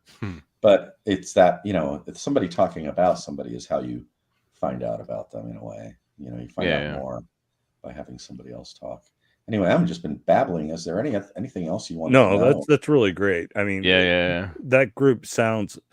You could tell that they miss him, that they miss Dave, but that you could also tell that they didn't necessarily put him up on a pedestal. Yeah, and then in the case of his daughter, I mean, it was like, yes, my dad did something that was very important, but he was my dad. Yeah, and that was being my dad was like. See, that's the stuff. We have a lot of interview stuff with Malia where she I feel like she's trying to reach for like how to express, like, like she's run out of words to express, but it's just like, yeah, I don't know. I mean, he's my dad. Like he was always there. Right. And so there's a lot of personal stuff that Malia talked about growing up. Malia is not Dave's biological daughter. So he adopted her. And so she talks about how, when she was a little girl, like watching her parents, what Dave Arneson she was there when Dave Arneson adopted her and what the judge put Dave through. And she was like, this guy wants to be my dad. And he's having to do more difficult stuff in the process to become my dad than he had to do to marry my mom. Right. Yeah. And she was just like, I was astounded. And then when things in her personal life, which I wouldn't put in a movie, came up, but anytime that Dave, like just when I needed a dad that was like, I'm not going to judge you. You need help right now. And I will be there for you. Right. For whatever it was, Dave was like, yes, I'm the man. I will be there, And so that sort of character, like, Mm-hmm. you can talk about him being a game designer. The gamers want to know about, like, yeah, but what about the time they went down into the dungeon and saw the Balrog and blah, blah, blah, blah. Mm-hmm. But, as a person, to find out these things is really, I think, significant as well. I don't know. That was kind of cool. I got lost there again. I keep getting lost. Oh, that's all right. I mean, but no, I think you have to, with any subject that you're focused on for any kind of historical or any kind of documentary, you have to kind of get at the person, who they are as a person, in order to put whatever it is of significance they've done into any kind of context. Right. So, so knowing that so-and-so was an altar boy, or so-and-so, was raised by their grandmother, or so-and-so, those things add up to, this is the person. So why did the person think up or do whatever is significant enough that we're going to spend money and time to make a film or write a book about this person? You have to understand them as a person. Before to understand where that stuff comes from. I mean, that's one of the things for people who at least for Gary Gygax, understanding his relationship with religion, understanding his relationship with literature growing up, as far as what he was reading and how that formed and shaped what he did as far as his contribution to the creation of Dungeons and Dragons. You have to understand, and it would have to be the same with Dave, especially since you weren't able to interview Dave to, try to pull stories out of him and stuff like that. You have to rely on the people that knew him. And you were blessed, I think, that there are so many who knew him, it's 60 tragic years too, ago. Though. It's tragic too. I mean, there's like all these, a year before we started the movie, Dan Nicholson passed away. Yeah. Yeah. And the more, like, he's kind of the one of those hidden people that everybody knew Dan, and Dan was like really great in so many ways. And so he's sort of this unsung hero of the Blackmoor bunch. And so he's one of the people I would have wanted to interview. The guy that played Marfelt the Barbarian, I don't know where he is. I don't know if he's alive or not. If anybody knows where Marfelt is, which would be, what was his real name? I can't remember it right now. I'm bad with names. Anyway, like him, I'd love to interview him. There are a bunch of people that passed away that I would have liked to have interviewed, just to have them on record, talking about Dave and talking about themselves and talking about the other guys, because that's the other thing about it is, like, the focus of the movie was kind of Dave and the role-playing game, but they talk about each other and games they played, and there are long, extensive passages where they're talking about game sessions they remember, where things just went, were just crazy. And I think it was Belfry was talking about playing. There's the section on Naples, and I had to cut it down and leave out the part where he talks about, I was charging the castle. I was trying to attack the castle, and they were firing artillery at me, or I was firing artillery at them, and I just couldn't. It just didn't seem to be doing anything to them, because they were playing with a referee, so he didn't know what the results were, except for maybe some stands being removed, right? And so he was like, just in desperation, I started shooting a canister at him, which is not effective at a longer range. It's just not the weapon to be using. And after the game, Ross was like, "Why did you switch to canister?" I was like, within inches of breaking, and you would have won the battle, like, within inches of breaking, And so he talked about that, like that, and that was part of the whole idea of the dungeon master mystique. You don't know. Right. You're halfway into a situation in whatever kind of game that uses role playing, and you're just like, man, it doesn't seem to be working. We should just get the hell out of here. And we've taken so many losses already. We just got to get out of here. And then later it'll be like, man, the Balrog was at 1 hit point.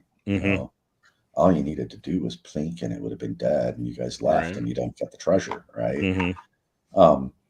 That kind of stuff is kind of cool about them talking about each other. I mean, I did put in some of the fun stuff, like Randy Hoffa teasing Dave Arneson about the dip and dunk method. Yes. You know, I don't Yes. think that actually. I put it in there because it's a cute anecdote, but Mhm. I don't think that Dave was dipping and dunking. I think he was just slopping the paint on with a brush. You know, Mhm. but it is that old tester's paint. I know exactly what Right. it Yeah. is, Mhm. and I mean that's the other. You know, through the process of making the movie, I kind of became like a miniature collector, but a collector of people's personal collections. Yes. And so I have like when I go to, I mean, it's the one thing that's near me right here. There's a box here. See if I can find it in there. When I went to Gary Con, I took a bunch of miniatures with me that were like I posted Do you want to them. explain what Gary Con? We know what it is, but for the audience, explain what Gary It was a Con is. convention that started in Lake Geneva that sort of replaced the original Gen Con. I mean, it's Gen Con as far as I'm concerned. It is the Lake Geneva gaming convention. Gen Con is so huge now that it's another thing. Like, you know, people are like really tied into the industry will probably think I'm a jerk for talking badly about it, but I don't want to go to Gen Con. There's too many people there, and all the stuff they're selling. I mean, they are selling product. You know, Yeah. I'd rather go to like some medium-sized convention that has like maybe 1,500 people there, if and that, yeah, and a bunch of like really cool game designers are there. You know, yeah. and, A good friend of mine was, I think, artist guest of honor a couple of years ago, Charles Urbach. Okay. Yeah. So Charles and I go way back. Really? Yes. But at Gary Con. Mm-hmm. Yeah, he was. See, Gary Con is small. They honor like the people that have been in the industry a long time, that are tied in. That maybe like I don't know your friend's name, but if you told me what he drew for, I'd be like, oh, he did the cover, I think, for the convention with the red-haired pirate, female pirate. Huh. This would have been 80s. Well, this would have been at Gary Con, so it would have been just three or 4 years ago. So it was before the pandemic, because they actually but the artwork he did was for like a Gen Con or something. No, it was for Gary Con, actually. Oh, okay. Yeah. See, I didn't start going to Con Gary Con website until I up started right doing now. the movie. But no, at Gary Con, you know, like that's the funny thing is like, you know, you want to go to a really good game convention, you have to go to Gary Con. There is no other convention. I do want to attend one eventually.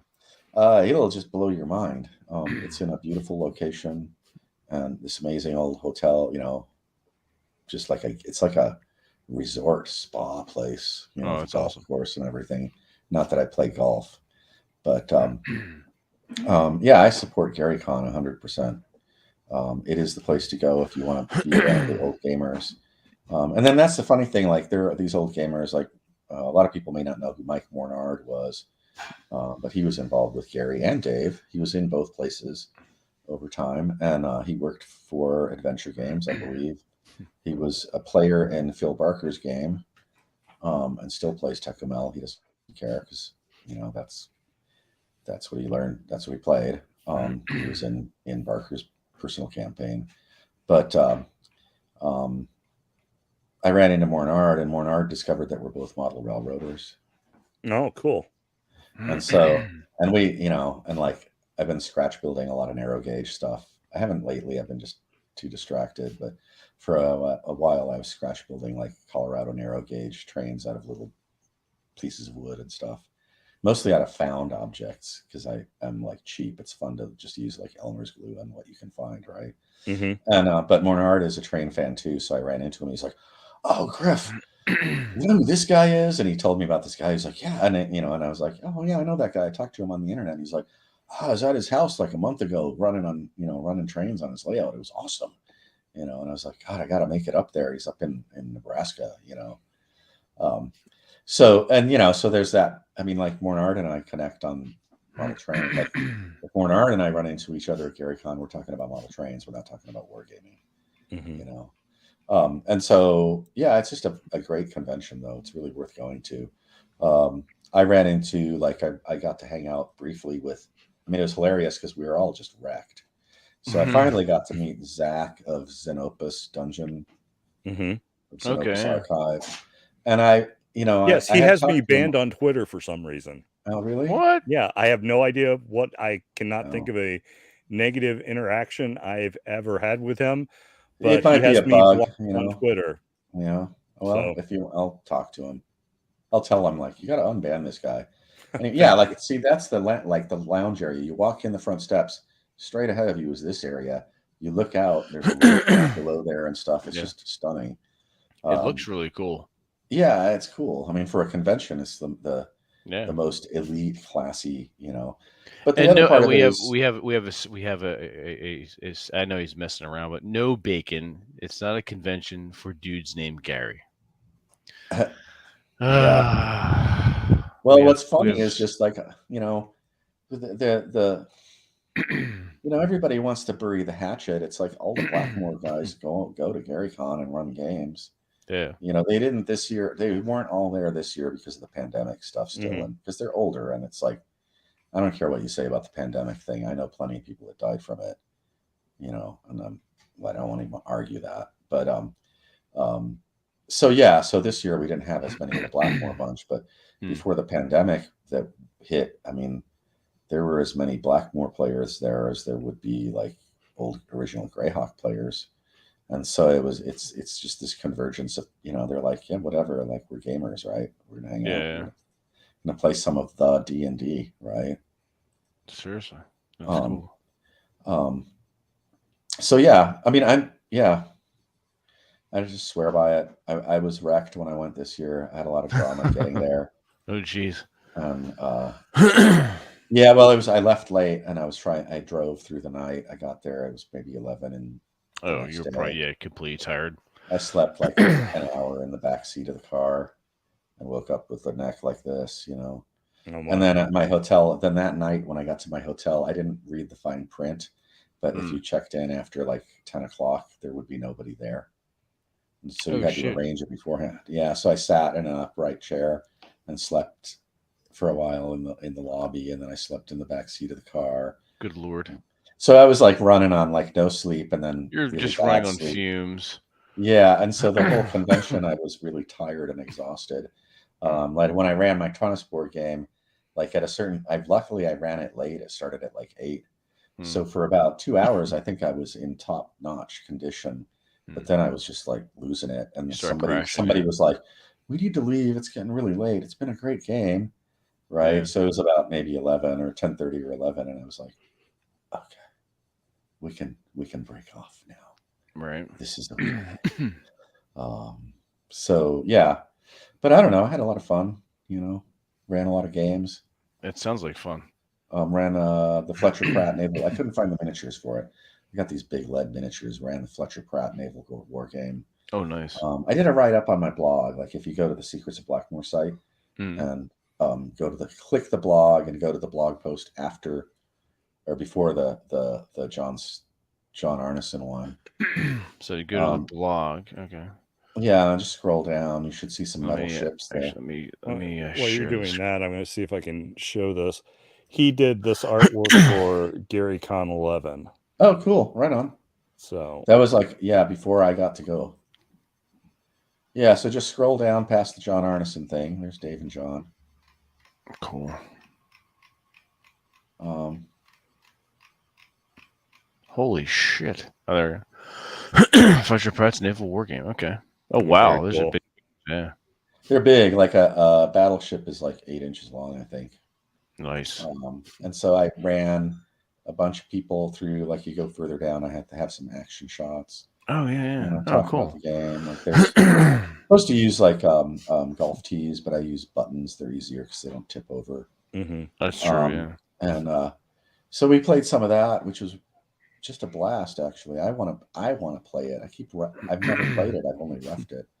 And everybody just got into it. They were just like, "This is awesome," because it's sort of like playing Starfleet battles, only with lead ships. Yeah, yeah.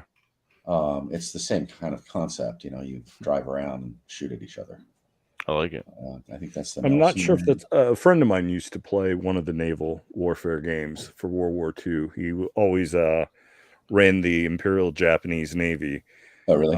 And is Was it large scale or small scale? I believe it was in a smaller scale like that, but I remember that there was like the area where the battles were taking place where all the ships could be seen by opponents, but they would go in separate rooms with the referee to discuss like movements and things like that an enemy wouldn't see on radar or whatever. Oh, right. So Yeah. it was So it's only like a when good they were referee. actually engaged in combat that the ships were there in the same room with both, whoever was running the British Navy or United States Navy and whoever was running the Japanese Navy. Right. So, but I don't remember which system they were running, and that was through the late 80s into the early 90s. I try to bring the old stuff when I go to GaryCon and run the old stuff. Oh yeah, that's my new character class that a lot of people. Seeker. I put it on Reddit, and all these people like dissed it, and I was like, "Oh, you guys What? are so boring." It Fools. it's like an inverted class in that it starts out really powerful, but Mm. doesn't really get much more power as it goes up levels. And then when it uses, Ah. there's sort of like a home rule I want to introduce to reduce resurrection, which is that when a cleric uses a resurrection spell, they lose a level of experience. Okay. And so you want to play you want a resurrection spell, it'll cost you like 10,000 gold pieces. Holy shit. Because they can't do this every day. Yeah. It makes sense, really. Yeah, so I did this sort of idea of kind of a mixture between three types of characters, like the kid in The Sixth Sense and the stalker in the movie Stalker, which is like one of my favorite movies ever made. And then sort of not really the character, but the experience in, have you ever seen Black Orpheus? No. It's like from the 60s, beautiful movie. I always think it's in black and white, but it's in color. but Orfeo has to go down into hell, and they symbolize hell as contemporary things. So he's in empty buildings, like bureaucratic places with papers flying around and stuff.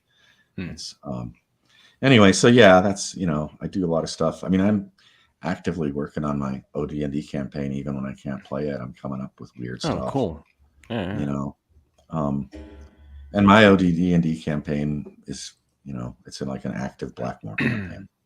Gotcha. Yeah. So cool. it's going to be its own weird thing. But that's like a prototype, so I haven't really play tested it yet. It's kind of something I'm going to introduce my characters to. Gotcha. But I play the old games. I run an OD&D session in Tonnesburg. I run Fletcher Pratt.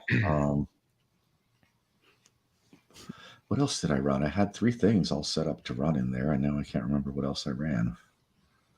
I ran something else, and I do a screening of the movie.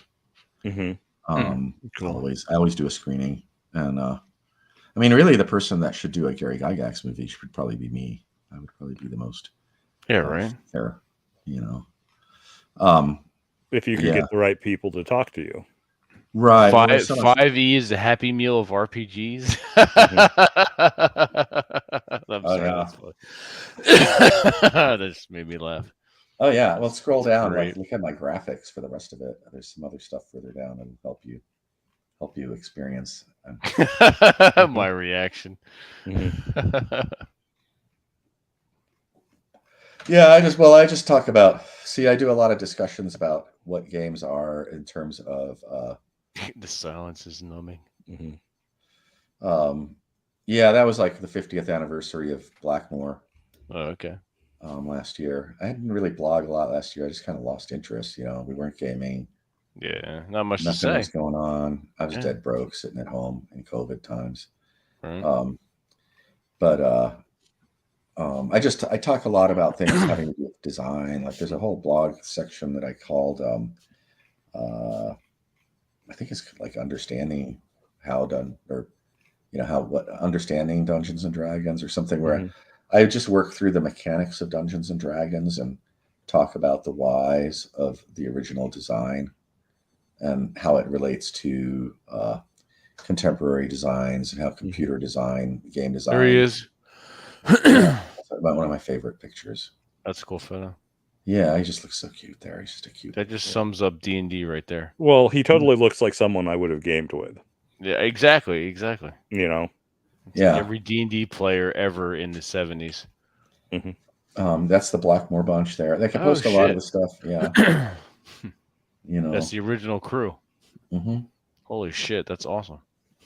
It's not all of them, but it's a lot of them. I mean, like you've got That's Dwayne, always doing his fake Napoleon with his hand in his pocket. Oh yeah. I forgot the name of the guy that's standing over there, but next to him is I think it's Nicholson. Or no, that's not Nichols. It's I don't remember his name. Nicholson is on the other end in the pink. Mhm. I'm not sure who the guy is sitting down, but McGarry is, The dude in I the think, yellow? sitting there. Ross Maker in sort of the brown shirt, it looks like on my screen. Mm. And then at the front, I think that's Pete Gaylord is in the front, I think. Okay. He's the first guy to ever play a wizard. Oh shit. You know, I mean, that's the thing. Like, you look at this, okay, you got Nicholson up in the upper corner. He played the town merchant, but Arneson was so creative that he made the town merchant be in charge of like sort of the corporate mafia. So he runs all the stores, Okay. and he's gouging everybody for the store. So the players come back from adventures, and he's overcharging them for like swords and ropes and stuff. And any store they go into in town to try to get a deal, Nicholson is the one that role plays the storekeeper because he's just the merchant, right? Down below there is McGarry, right, with a piece of paper there in his hand, I think. And McGarry is the thief, the leader of the thieves. And so he's trying to like rob the merchant, but it's like this friendly game. I mean, you got Pete. I mean, that's the first thief, the first merchant character Ever. Think of That's that, awesome. right? The first magic user, Ross, right back there, the first person to ever play a dwarf. You know. Oh shit. And then you got on the opposite upper corner, you got the first person. I mean, like, people are so excited about their Vampire the Masquerade, like, ooh, what a creative game. Right. Well, that guy standing up there with his hand in his breast pocket was the first person to ever play a vampire in an RPG. Holy shit, that's awesome. So, and you know, and I'm sure that the other people that are there are stories like that about them, where they were like, yeah, I'm the first person to do this. I'm the first person to do that. Wesley played just a human, right? But then when he was always away when they were doing Blackmoor at the beginning, so he didn't really he would just get flash images of it. He would come back on leave from the military. So he came back and instead of playing himself, he played his new character, which was his son, because he had rescued the elven princess. So he had a son with her, and you know, they just kind of did a hand wave. Let's say the son grew up. So now you're the half elf son of your character. Right, and so he got to play his half elf. So he's the first time I heard about a half elf. Dan also played. There was another game, and I was like astounded because it was like 1974, and there was a gnome character in the party, right? And we didn't see gnome PCs until like 79. Yeah, you know, so stuff like that. I mean, that's. You asked me about what's surprising. Well, every time I look at a piece of paper, it's surprising. There are so many artifacts that nobody can really like hold it all in their head. I was looking through I was looking for something else. I do this. I'm looking for one thing. I'm on the hard drive, and a lot of times I'll copy an item if it seems interesting and put it in. I have like a sort of I call it recent desktop items. I hide everything in a folder, so my desktop is in a mess. But in there is the disaster zone. And in the disaster zone was a photograph of a piece of paper done on an animation stand. And I don't even remember taking that photograph or seeing anything about it. And it is an outline, Dave Arneson's outline for his proposal for the Blackmoor supplement. And what should go into the Blackmoor supplement. That's cool. Right. And it's a little different than what you get in the Blackmoor supplement. So clearly it didn't match what his expectations were because he had Tim Kask doing it. And Tim Kask hated his guts. I think Tim Kask intentionally sabotaged the manuscript, if anything. Oh, you shit. know. Hi, Tim. Tim, you fucker. No. You magnificent bastard. No, they were all like 23, 25 years old. They were just, they were doing the flail. They're doing their thing. Yeah. The 20s flail. Look how they're dressed. They're all in dress shirts and new jeans, no sneakers. Yeah. It's the 60s. They're the nerds. They're the college kids. Yeah. 1971 Blackmoor Bunch. Photo by Dave Arneson. Holy shit. I was 1 Dave's year there, old. But he's always taking the picture. He's got bright lights in the window. That's something that pleasantly surprises me because I can find folders of old maps from the late 70s and 80s. I can find old character sheets, character art. I've even There you got go. some old letters that were written between Right. friends. So that kind of stuff surviving, it's cool that, but what I don't have is pictures of us at I don't have Ron's hardly house any and either. pictures of us at Jason's house, or, George and I gaming while we're out on a camping trip. I mean, that's the kind of stuff I don't have that I wish existed.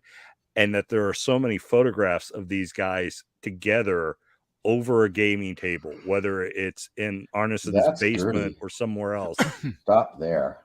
Gertie. That is the first D&D miniature of a dragon. No And shit. She's big. She's Holy like this crap, big. dude. She's made out of clay. Yeah. And the spikes, I think the spikes on her back are actually nail heads that have been cut off and embedded in her back. Ah. So if you were to touch those spikes, you'd like cut yourself. They're made out of steel. Yeah. Holy shit, dude. That's awesome. And she's gigantic. Yeah, that's Gertie the dragon. She's like the first RPG dragon. Mhm. You know, That's great. the first one in a game, like actually as a character. She's like a major NPC in Blackmoor. Mhm. And then also the first miniature of one that I know of. Gary had a miniature too, but I don't think his was sort of cobbled together out of plastic parts and stuff. Dave just sculpted this out of that oily clay, modeling clay. Yeah. Oh, the plasticine or whatever it's called. Plasticine, yeah. Yeah. So that's like 50-year-old plasticine. Holy shit. That's great. And that she it's has little still in beads for existence. eyes, Oh yeah, I can see that. That's cool. Yeah. There's little I mean, that was the thing too, like you were asking earlier about making the movie, like before the first shoot, I proposed that we shoot them playing Napoleonics with just one light behind the camera spotted on the table, and that everybody else just be illuminated by the reflected light, and to kind of create this mood, right? And so that was established as a standard for the whole movie. So everything else we did was like, we're going to shoot on green felt, or we're going to shoot on green felt or brown paper, or something simplistic that they would have used like in the 60s, Right. Yeah, if you go through the blog, I mean, it's been up there for a long time, but you can see a lot of interesting pictures up there. I mean, that's Absolutely. the first the map, yeah. That's a copy I got from Bill Hoyt, but like several of the guys have copies. Yeah. And they're all mimeographed, I think. Mimeographs, I remember those, yeah. Yeah. U.S. Naval Air Station. That's the first write-up that he sent to Gary, I think. Or a copy of the first write-up that he sent to Gary, where he talks about his campaign. Okay. You'll notice I put a big blue thing underneath it, and I started just branding stuff because everybody was stealing artifacts off my website. Oh yeah, I hate that shit. My being Chris, me, our group, but people were just stealing stuff and putting it out of context, and I put a watermark on the bottom saying where it's from. You can use it, just show the watermark, right? So what they'll do is they'll go in Photoshop and just like cut it out or blank it out. And so it's just irritating because it's like, God, I put all this stuff out there that nobody in the whole history community has. That's some stuff. That's something that I don't know if that guy is in the Tonnesboard book, but that's some of the art that Von Allen provided. But that's the other thing about it is like I've shared more documents than any other researcher. Just like before we even made the movie, I was sharing documents on the Facebook page. Like, look, here's some cool stuff I found. Here's some, and it's like, and I mean, for whatever it's worth, it's just like here's stuff to look at, and then people are like deleting where they got it from, and trying to make it their own thing. Yeah, if you do the previous, I mean, just blow through it. I mean, there's a lot of it's the old photographs that make me the happiest. If you go to the bottom and there says previous down there. Yeah, holy there's a nice shit. photo of Wesley in his basement. God damn. In his game room right before he moved, or when he moved in. I think that's a huge fucking gaming table. Oh, that's great. I see the blog roll over here, the archives too. That's cool. Yeah, So yeah, I just try to post as many pictures of them and stuff. I've been a little lazy. I'm Oh, working on shit. a lot of stuff, but like there they are playing Civil War. I was That's playing in great. that game. That That's game so was fucking hilarious. cool. Oh yeah. Yeah, our team totally screwed. I was doing great. I was across from Rockford, who's in the suit at the end, Mhm. and you can't. I tell them not to shoot me because I don't want to be in this. Yeah, you don't want to be a part You of the know. subject. You're But you can see my Exactly. hands and my gut back there. Mhm. But I was like, I'm always like, put me across from Rockford. Mhm. So I was playing this rope-a-dope game where I was trying to lure Rockford in, and I was gonna like pull. I moved my artillery off to the side, and I was hoping to like get him to try to charge my infantry so I could flank him with my artillery.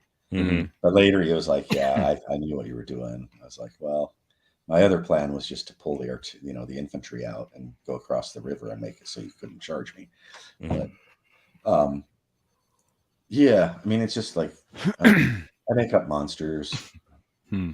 I thought, instead of just a D6 monster for the jellies, why not have it be like different? D12. Yeah, and it's like a 12 hit die gelatinous cube, right? It's a Mhm. gelatinous Nice. 12. Right. But then I was like, let's make them even more fun, and they smell like Jello's flavors. Oh, they're very enticing. Yes.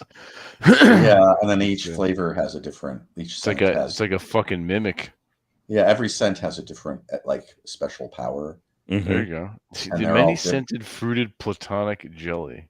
Yeah, because they're all platonic solids. Mhm. Exactly. So these are platonic jellies.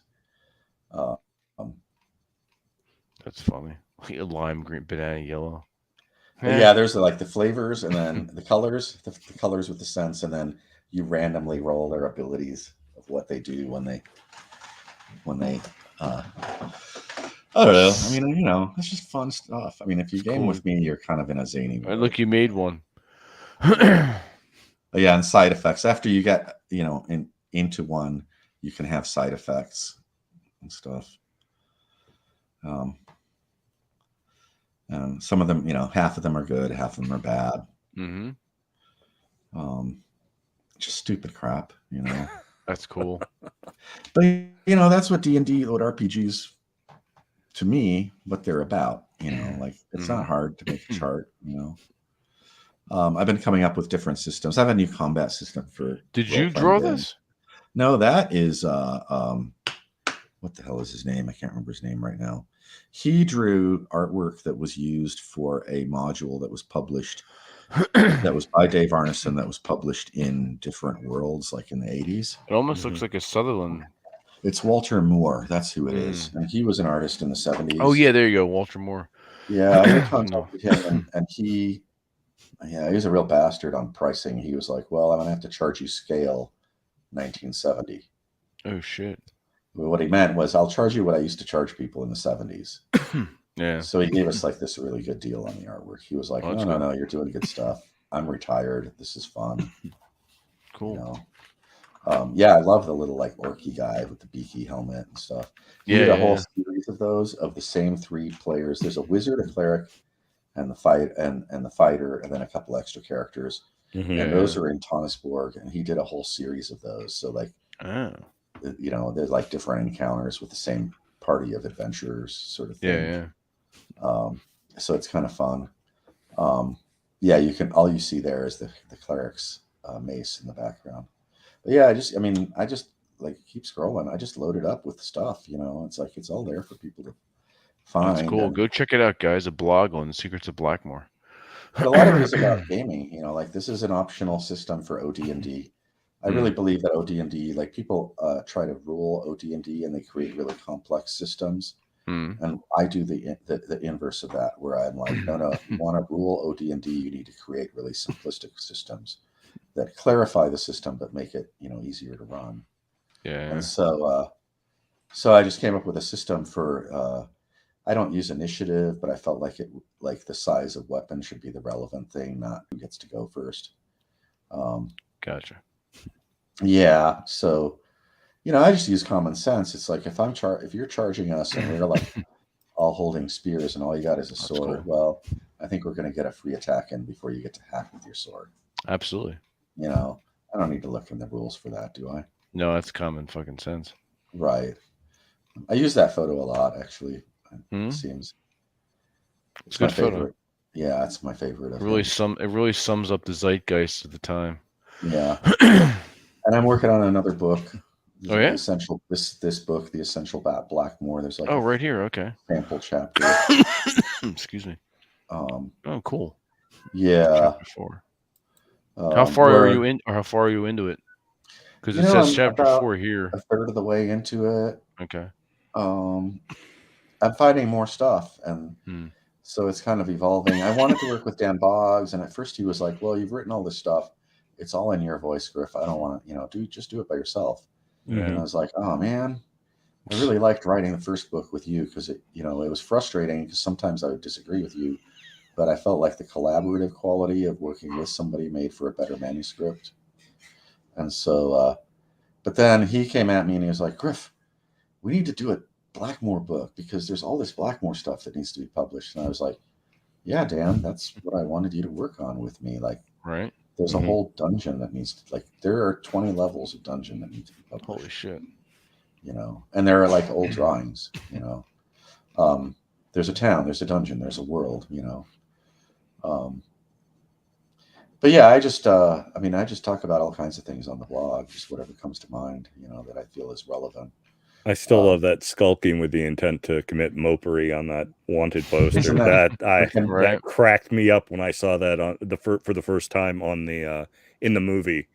Every time I see it when I run, I don't watch the movie much, but whenever it comes up, that line about the intent to create to what is it? Intent to commit mopery. Yes. I just laugh. Yes. It's funny because they're just making fun of themselves. Oh, absolutely. Absolutely. Yeah. That's the thing. If you watch Dave Arneson, the interview we used over the credits, there's a lot more of that, and he's always making these self-deprecatory cracks about, fat gamers and nerdy guys, and that's good stuff. I think that it's a good sign when you can make fun of yourself and not be too serious. Of course. I had here's my spell point system for OD&D. I didn't. It's not complete, really. It's kind of like here's a sketch I did. You have a almost a complete book just from your blog posts. Yeah, I could republish the blog posts. Yeah. I kind of am reworking some of the ideas in the blog posts. Okay. I've seen people publish blog stuff, but then they hide their blog stuff because they don't want people going and lifting it from the blog. Poaching it, yeah. Yeah, and so I'm like, I don't want to do that because the blog is actually such a great. Here's a the thing with the blog. Well, not most people. Some people don't want to read on. I drew that digital. Dragon. Oh, did you? Oh, cool. Yeah. Do you know? I told you the funny story about the dragon effect pedals. I don't think so. No. Oh, I'm really into synthesizers and making weird music. I'm working on an album of gamer music. If you go to the Synth Lord Chamber on YouTube, I have 3 clips up there of uncomfortable, painful to listen to, psychologically disturbing gamer music for it's not supposed to, people play happy, ooh, it's fiddles and pipes and it sounds sort of medieval. I'm like, no, it's weird, Call of Cthulhu type. It's like Blade Runner if you're having a really bad trip. Nice. And so I have that. You can find that on YouTube. I'm working on an album. I just sent a bunch of stuff to my mastering engineer, actually. And he's in Russia, and it's hard to pay him, so he gets a free copy of Tannisborg as his payment. Nice. So the banking industry there is all screwed up because of the war. Mm-hmm. And they, and they're, in the art community, people aren't into that. But anyway, so I got into synths. I started buying these cool little Chinese effect pedals. And see here, if you see that. Hang on a second. Let me get rid of the. Yeah, see. Oh yeah, that's all synth gear. You look around my desk, it's really messy. Oh yeah. But that's all my effect pedals back there, and my drum machine there, and my newest toy, the Live-In. There's a $20 bill. I was gonna say you got a $20 bill inside your synthesizer. Yeah, I don't know if you can see. It's too dark there, but you're mad money. Yeah, there's my DSS-1 from the 86. used to have a Korg DW6000. Ooh, those are nifty. Yeah.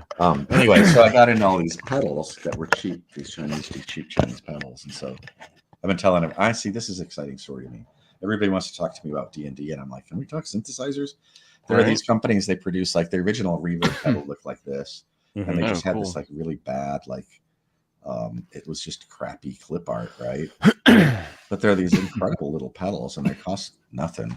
So I contacted the company. They contacted me to tell me that the picture for the thing I had bought on eBay was not the thing that was being sold, that I want the picture or the thing being advertised. And I was like, I want the bling thing being advertised because it has cute art. But most of them had really bad art. So along with that, I was like, your stuff is great, but you have horrible art. You should put dragons on your pedals. And so I sent him that one that you had, that lightning dragon. Oh, the lightning dragon. He was like, this is cool. Can you send me more? And so there's this whole like guitar effect pedal. Like here's what they had on one of them. Okay, this, or somewhere over here, there's like a whole. They're like stacks of them in a drawer, maybe right here. Oh yeah, or you can have like, the Griff one, which comes with this kick-ass the Griff pedal. That's cool. fucking cool. Yeah, so I sent them about 16 designs for their entire pedal line, and they sell it. Like if you go to reverb.com and look up Big Dragon, all my pedal designs are there. And they didn't pay me, but they send me free pedals. So I'm like, that's great. Still kind of a payment. Yeah. So, and then I'm going to do the t-shirts. That they don't know is that I can sell the t-shirts because I'm going to do Blackmoor t-shirts with dragons on it. There you go. Yeah. Nice. I don't want to do like, I see people doing like Patreons, however you say it. Patreon. The whole groveling for free money thing. Well, Patreon just it's their politics suck balls, and they take too much of a cut. Do they take a cut of it? Too? Patreon is their cut is ridiculous. I just found out that Drive-Thru RPG takes like 65% of everything that people don't. And I was like, I'm never gonna put anything up on Drive-Thru. Sorry, Drive-Thru. Just fucking Gumroad that shit or do something else. Well, you got somebody who made a game, and it's like they've got, they put it up there as a PDF. And it costs $3, right? Yep. If they're taking, and you're seeing like 25 cents. Yeah, they're gonna see like 40 cents, 45 cents, something like that. And it's like, and then they might sell 20 copies, so they literally are seeing like, God, like not even $10 for that thing. Yeah. And how much space does that PDF take up on that server, and how much download cost is that? Like, it's a complete ripoff. Yeah, I kind of feel like, I don't know. It really is. Maybe I'm making enemies by criticizing them, but I think they should give a better cut to their. You should just sell that shit your damn self. Well, yeah, at that point, it's like, why put it up there when you're only going to get, you're only going to get 35%. Just put it on your own website. At that point, just make it a free download. Yeah, and then use that to sell other shit. Yeah, and then maybe like if people really, because if you make it free, maybe 500 people like it, and then if you do your own art, maybe you can sell the t-shirts, right? Well, at that point, you build an email list from those free downloads, and now you have 500 people that you can potentially sell to. Yeah, I mean, you're not going to make a living as a game designer. No, most of the time, it's a labor of love. And you're competing with companies that have like, they're not so much designing games as having committee meetings and having like product assessment meetings to determine like just how addictive and compulsive the game is, So like you can give them a game, and by the time it's done, it won't even look like your game because it's gone through so many like iterations of like, well, we're gonna make the orcs happy, right, or something like that. Stupid. God, I hate sounding like such a cynic, but anyway, I thought that. I don't know what Patreon. What did you say they take, like percentage wise? I forget. It's fairly significant. Is it like 25 or something? It depends on the tier. I think that you what level you have. And then you've got your PayPal cut if you're using PayPal to recoup your money. So Patreon raping you, and then PayPal at the same time. You're like, why am I even bothering? Yeah. Yeah. So, Yeah. I mean, unless you're doing, that's the problem. I Yeah. don't know. Maybe like something like some of the new websites, just like they have all those widgets now that make website design really easy. Mhm. Maybe they'll start creating like just sales plugins that are easier to use and systems. Maybe somebody will come up with, some banker will be smart and be like, if we Well, just you take a half a penny you from every transaction off. yeah, you could create your own Shopify site and sell, or even a Gumroad site where you're selling your own PDFs. Right. I think the issue with things like the DM's Guild and drive through RPG is it has a built-in sales channel. Right. They have the audience. That's they've got that. That's what entices. That's what people foolishly think. Oh, this is nice because it's a name. You go to, but well, and when you're once there, again, you're already the minute you log into the site, you're already. I'm ready. I've had this sitting on my desk. Mhm. I'm right? gonna drop it on Right? Seriously, but that's the although thing. this won't get you much. It was only a 20. That's Mhm. worth about $1.50 right now. Yeah. The game materials. Yeah. I forgot where we were going with this, but no, so that's why like I was like, I'll do the t-shirts. I think my little dragon designs are cute. I had fun. You'll making probably them. make more money off of them anyway. And I don't want to like do a like just beg you to like the blog is free. You can go like read about all this weird OD stuff and all this D&D history, people in the early day, stuff that only Griff got a chance to kind of experience firsthand through meeting these people or secondhand through meeting these people. But it's free, I don't want to charge you for that. But it might be, so I was thinking about dragon shirts might be a fun thing. Blackmoor shirts with bar dragons on them. Stuff like that, That's but cool. like, that's that whole thing of like you were saying, like it's at that point, it's not worth no. So when I did these, I mean, I did ask him, I was like, well, are you guys, what is this worth to you guys? And they were like, well, we're not going to pay you for it. Right. Because they, they're shrewd businessmen. They're like, you're a fanboy. You're going to give us the art anyway. Mm-hmm. And I was like, they knew their customer. Right. Yeah. But I got, customer. Now it's like, I mean, I go everywhere in the world. I mean, your collection is probably worth a couple thousand. Probably. So, yeah. Yeah. I get them, and then I give them to my friends that are into synths and stuff. Yeah. That's kind of cool that you did that. That's neat. Yeah. I mean, I was on, I poke around the internet. So I was on a synth site, and there was some kid that posted this like really crappy gear. Like it was just the sort of stuff that you'd get in like grandma's garage sale, and I sent him a message, and I was like, dude, do you have any effect pedals? And he was like, no. I was like, if you give me your address, I'll send you some. So I sent him like a grip of these, I was like, dude, knock yourself out, Right. And he was probably like 16. He hasn't even talked to me since. I don't care, off you go. Have right. fun. Yeah. How many do you have of these? Yeah.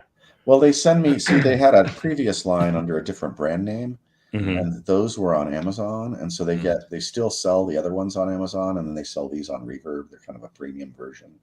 Okay. I think, I mean, these are, the reason you buy this is because it has Dragon on it. Mm-hmm. Yeah. And so, which apparently the Dragon is worth about $20 more than the other ones. But wow. There you go. There you go. That's what a Dragon is worth, right?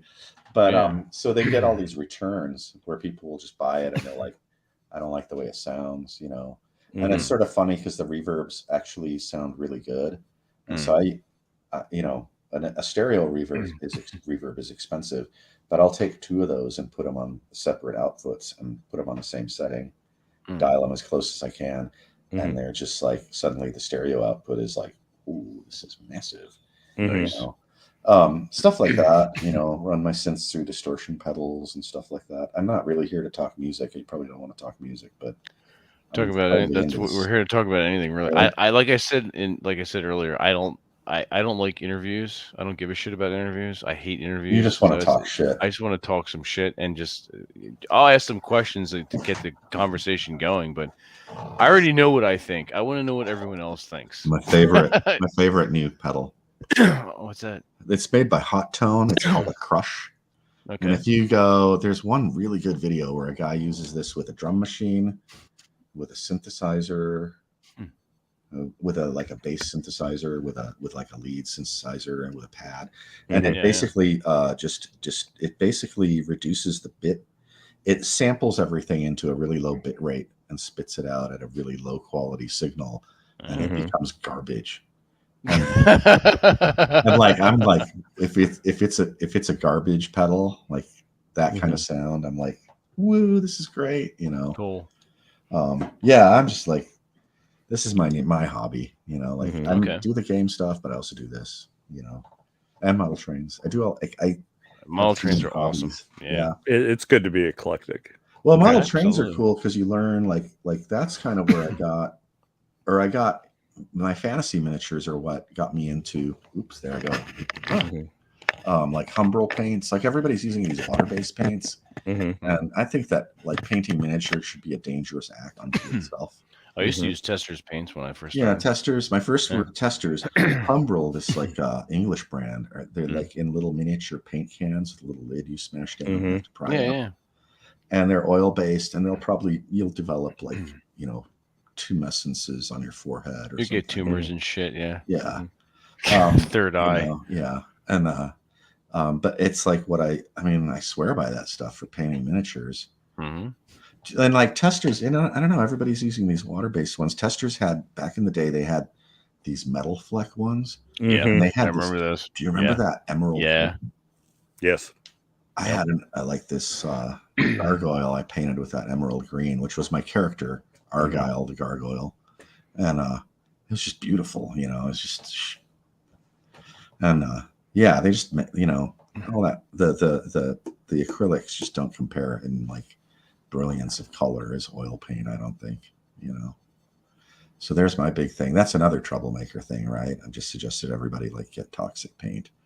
But I still like the old lead minis. I still have them. Yeah, Yeah, I I saw have the a- old blood minis too. I sold great. when I got broke. I sold the best ones I had, the pre-painted, the no. ones I had painted myself. Oh, okay. You know? Yeah. I'm an asshole. Like I'm like the whites. I do the white, and then I do a slit for the black. There you go. Paint around the flesh color, bring it in around the eye. So like all my little 35 millimeter miniatures had eyes and all the little details, and then, you know, dry brushing the armor to make it pop and all that crap. The ink washing, yeah. And ink washing, like everything, you know, depending on the miniature, try a different technique, you know. Yep. Yeah, but I got all that. It was like mixing and matching between the gamer stuff, because the gamers back then there wasn't a lot of stuff on painting miniatures, so you had to kind of make it up yourself. Oh, and it's funny.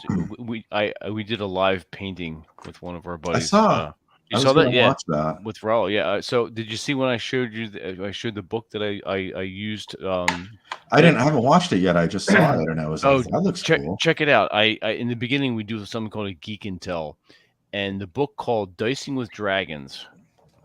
I've heard of that. It's talking about all different role playing games, D&D. Obviously, it was written in the late 70s, early 80s, but there was a chapter on painting miniature figures. That's part how I learned how to paint minis, and that and a few Dragon magazine articles. But there was no YouTube when we were growing up. There was a game, Fantasy Games Unlimited did. Yes. Yeah. I wanted Dungeons and Dragons. I wandered into the store, and instead of Dungeons and Dragons, the only thing I could see was a game called Citadel by Fantasy Games Unlimited. Yeah. It had a whole section on painting miniatures. And the next day I went out and bought my miniatures, first pack of miniatures. It was like a Grenadier, 3 Nazgul, Balrog. Yeah. And I painted them with, I mean, it was like, black? Do I paint them black? Right. You know, and like, so my, you know, I thought it was impressive, like a little bit of silver on the Balrog's squiggly sword with some orange or red, you know, right, silvery and red. Make it stand out. No, that was my first set back in the dawn of humanity. Right. Jeez. I mean, have you lost all your viewers by now? I assume? We still have 6. And Tempest, good to see you in the chat, bud. Okay. Any questions from anybody about the movie? About, you know? Do we have any? Yeah, because we're coming up on 3.5 hours right now. Are we really? We are 3 hours and 31 minutes. We should cut it off. We should. Yeah, we soon. should. I got to get up early for work. So.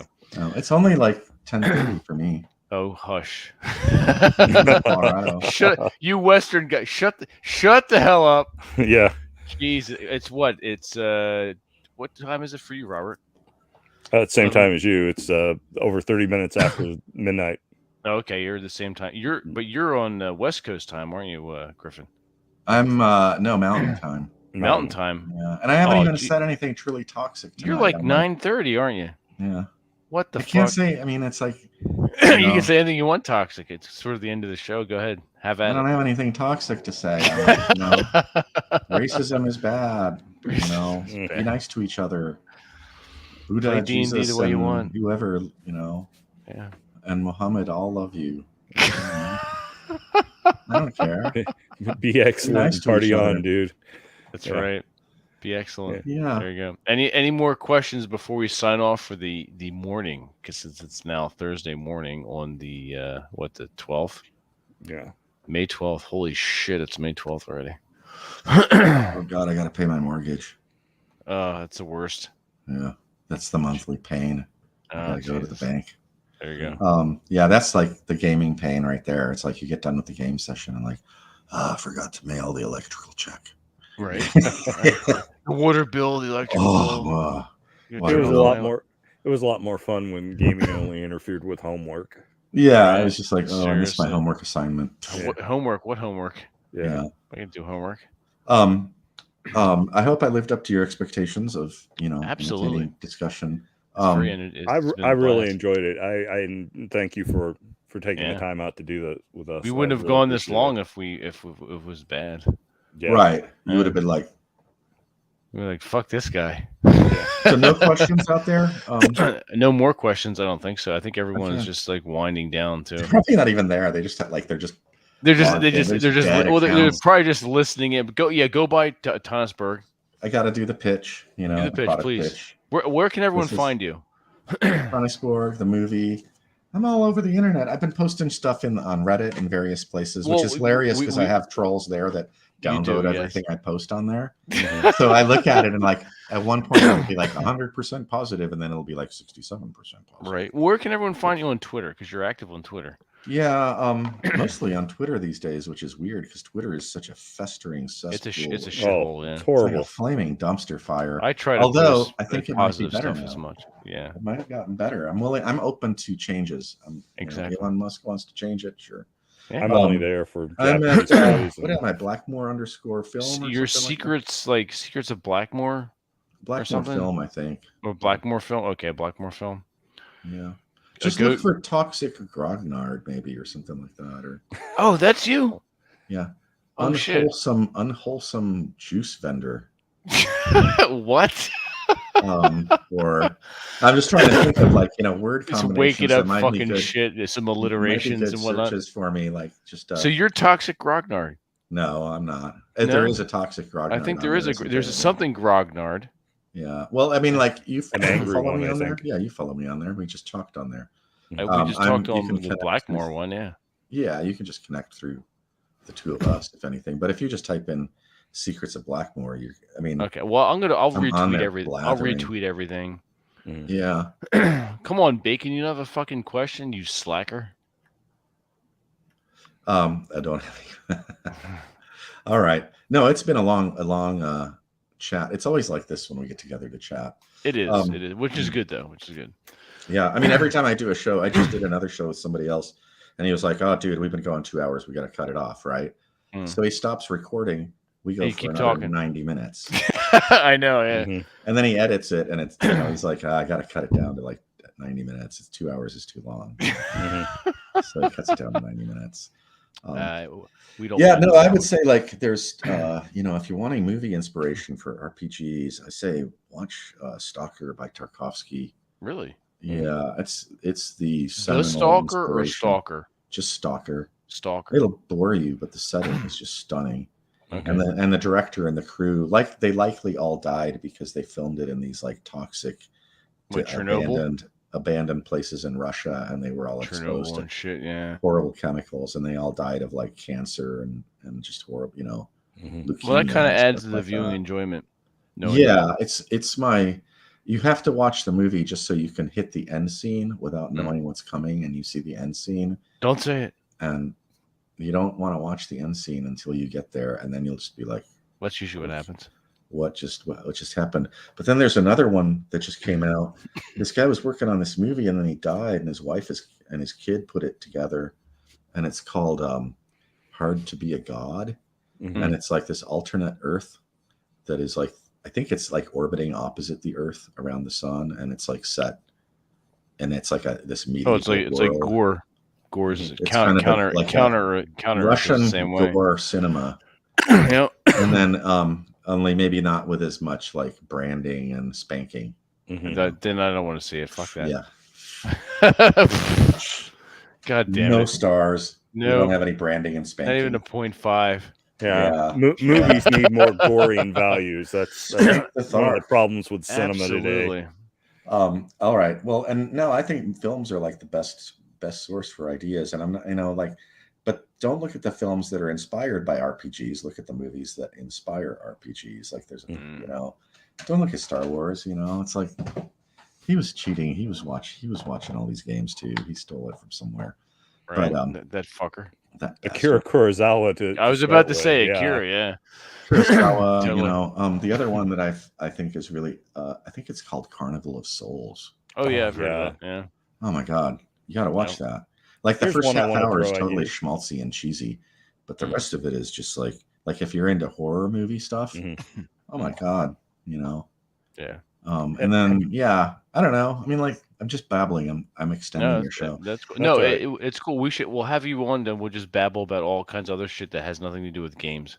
What we should do is we should invent a setting next time we get together. We could totally sandbox and invent a setting live. Just collaboratively live. I would fucking love that. Wouldn't it be great, Robert? That would be awesome. That would be cool. Let's do that. Yeah, I'd be like, I don't know what should be in the next room. I was thinking we could just do a weird movie night, because you were talking about Stalker, and I was thinking of a movie I saw when I was way too young that it really messed me up. Was a Burt Lancaster movie called The Swimmer. Have you ever seen that? Weird. No, I saw that as a kid, and it messed me up because I didn't understand it at all. Yes, same thing here. I saw it when I was way too young. I was all by myself, and it just traumatized the hell out of me. I don't remember what he did. No wonder you two are fucked up. Yeah. So no, there are like movies that you see. Like my parents took me to see Barbarella when I was really young. Oh yeah, and they didn't really know what they were in for. Tits. Well. And weird violence, like the scene with the little dolls with the teeth. Oh yeah. The teeth. I mean, this is the 70s. I haven't seen anything like that. I am literally like maybe 7 years old, right? And I see that, like the tits, whatever. I'm like, I don't know what that is. I'm saying, right? But then the teeth on the doll, like that one voodoo doll movie. What was that movie called? Where that voodoo doll? Trilogy of Terror with Zuni, and I've got the Zuni doll. There you go. Yeah, chasing her around the fucking house. Yeah. Okay. Well, maybe we need to we could do a movie night sometime. We could do a movie night too. We could just do do we just watch the movie and put it on a screen and talk? We could totally share the screen, and do like a mystery theater, or whatever. Yeah. Or just talk gaming while it's running in the background. Yeah, we could. Yeah. Okay. Absolutely. Let's do it. We'll schedule that soon. I like shit like that. That's cool. Yeah. All right. Cool. All right. It's gonna happen. Sweet. All right. So everyone in the chat and everyone who's watching later, thank you for joining us. Go purchase the video on demand, The Secrets of Blackmoor. Go grab yourself a shirt and go grab the hardback, the Tannisberg. Yeah. The amazing archival papered hardbound with the ribbon bookmark. That's a great production value. You can get it. You can order it now. We're going to print. It's been like a year. We've been leaving it up there for orders or something. But we're going to print. We've requested the printing to be done, and so if you get it now, we're gonna probably do a Kickstarter for some other stuff, selling other stuff with it. But hey, Bull Rush. We're still going at it. We are.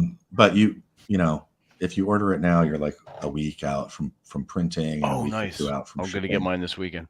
So, and then we're going to do a Kickstarter where we're going to offer other stuff. We're going to sell original art on the Kickstarter. Oh, cool. Yeah, That's and nice. some I of the like that artists stuff. have done. You know, there's a limit on the art. So what the artist did, like one guy made lithographs, Oh, cool. Mhm.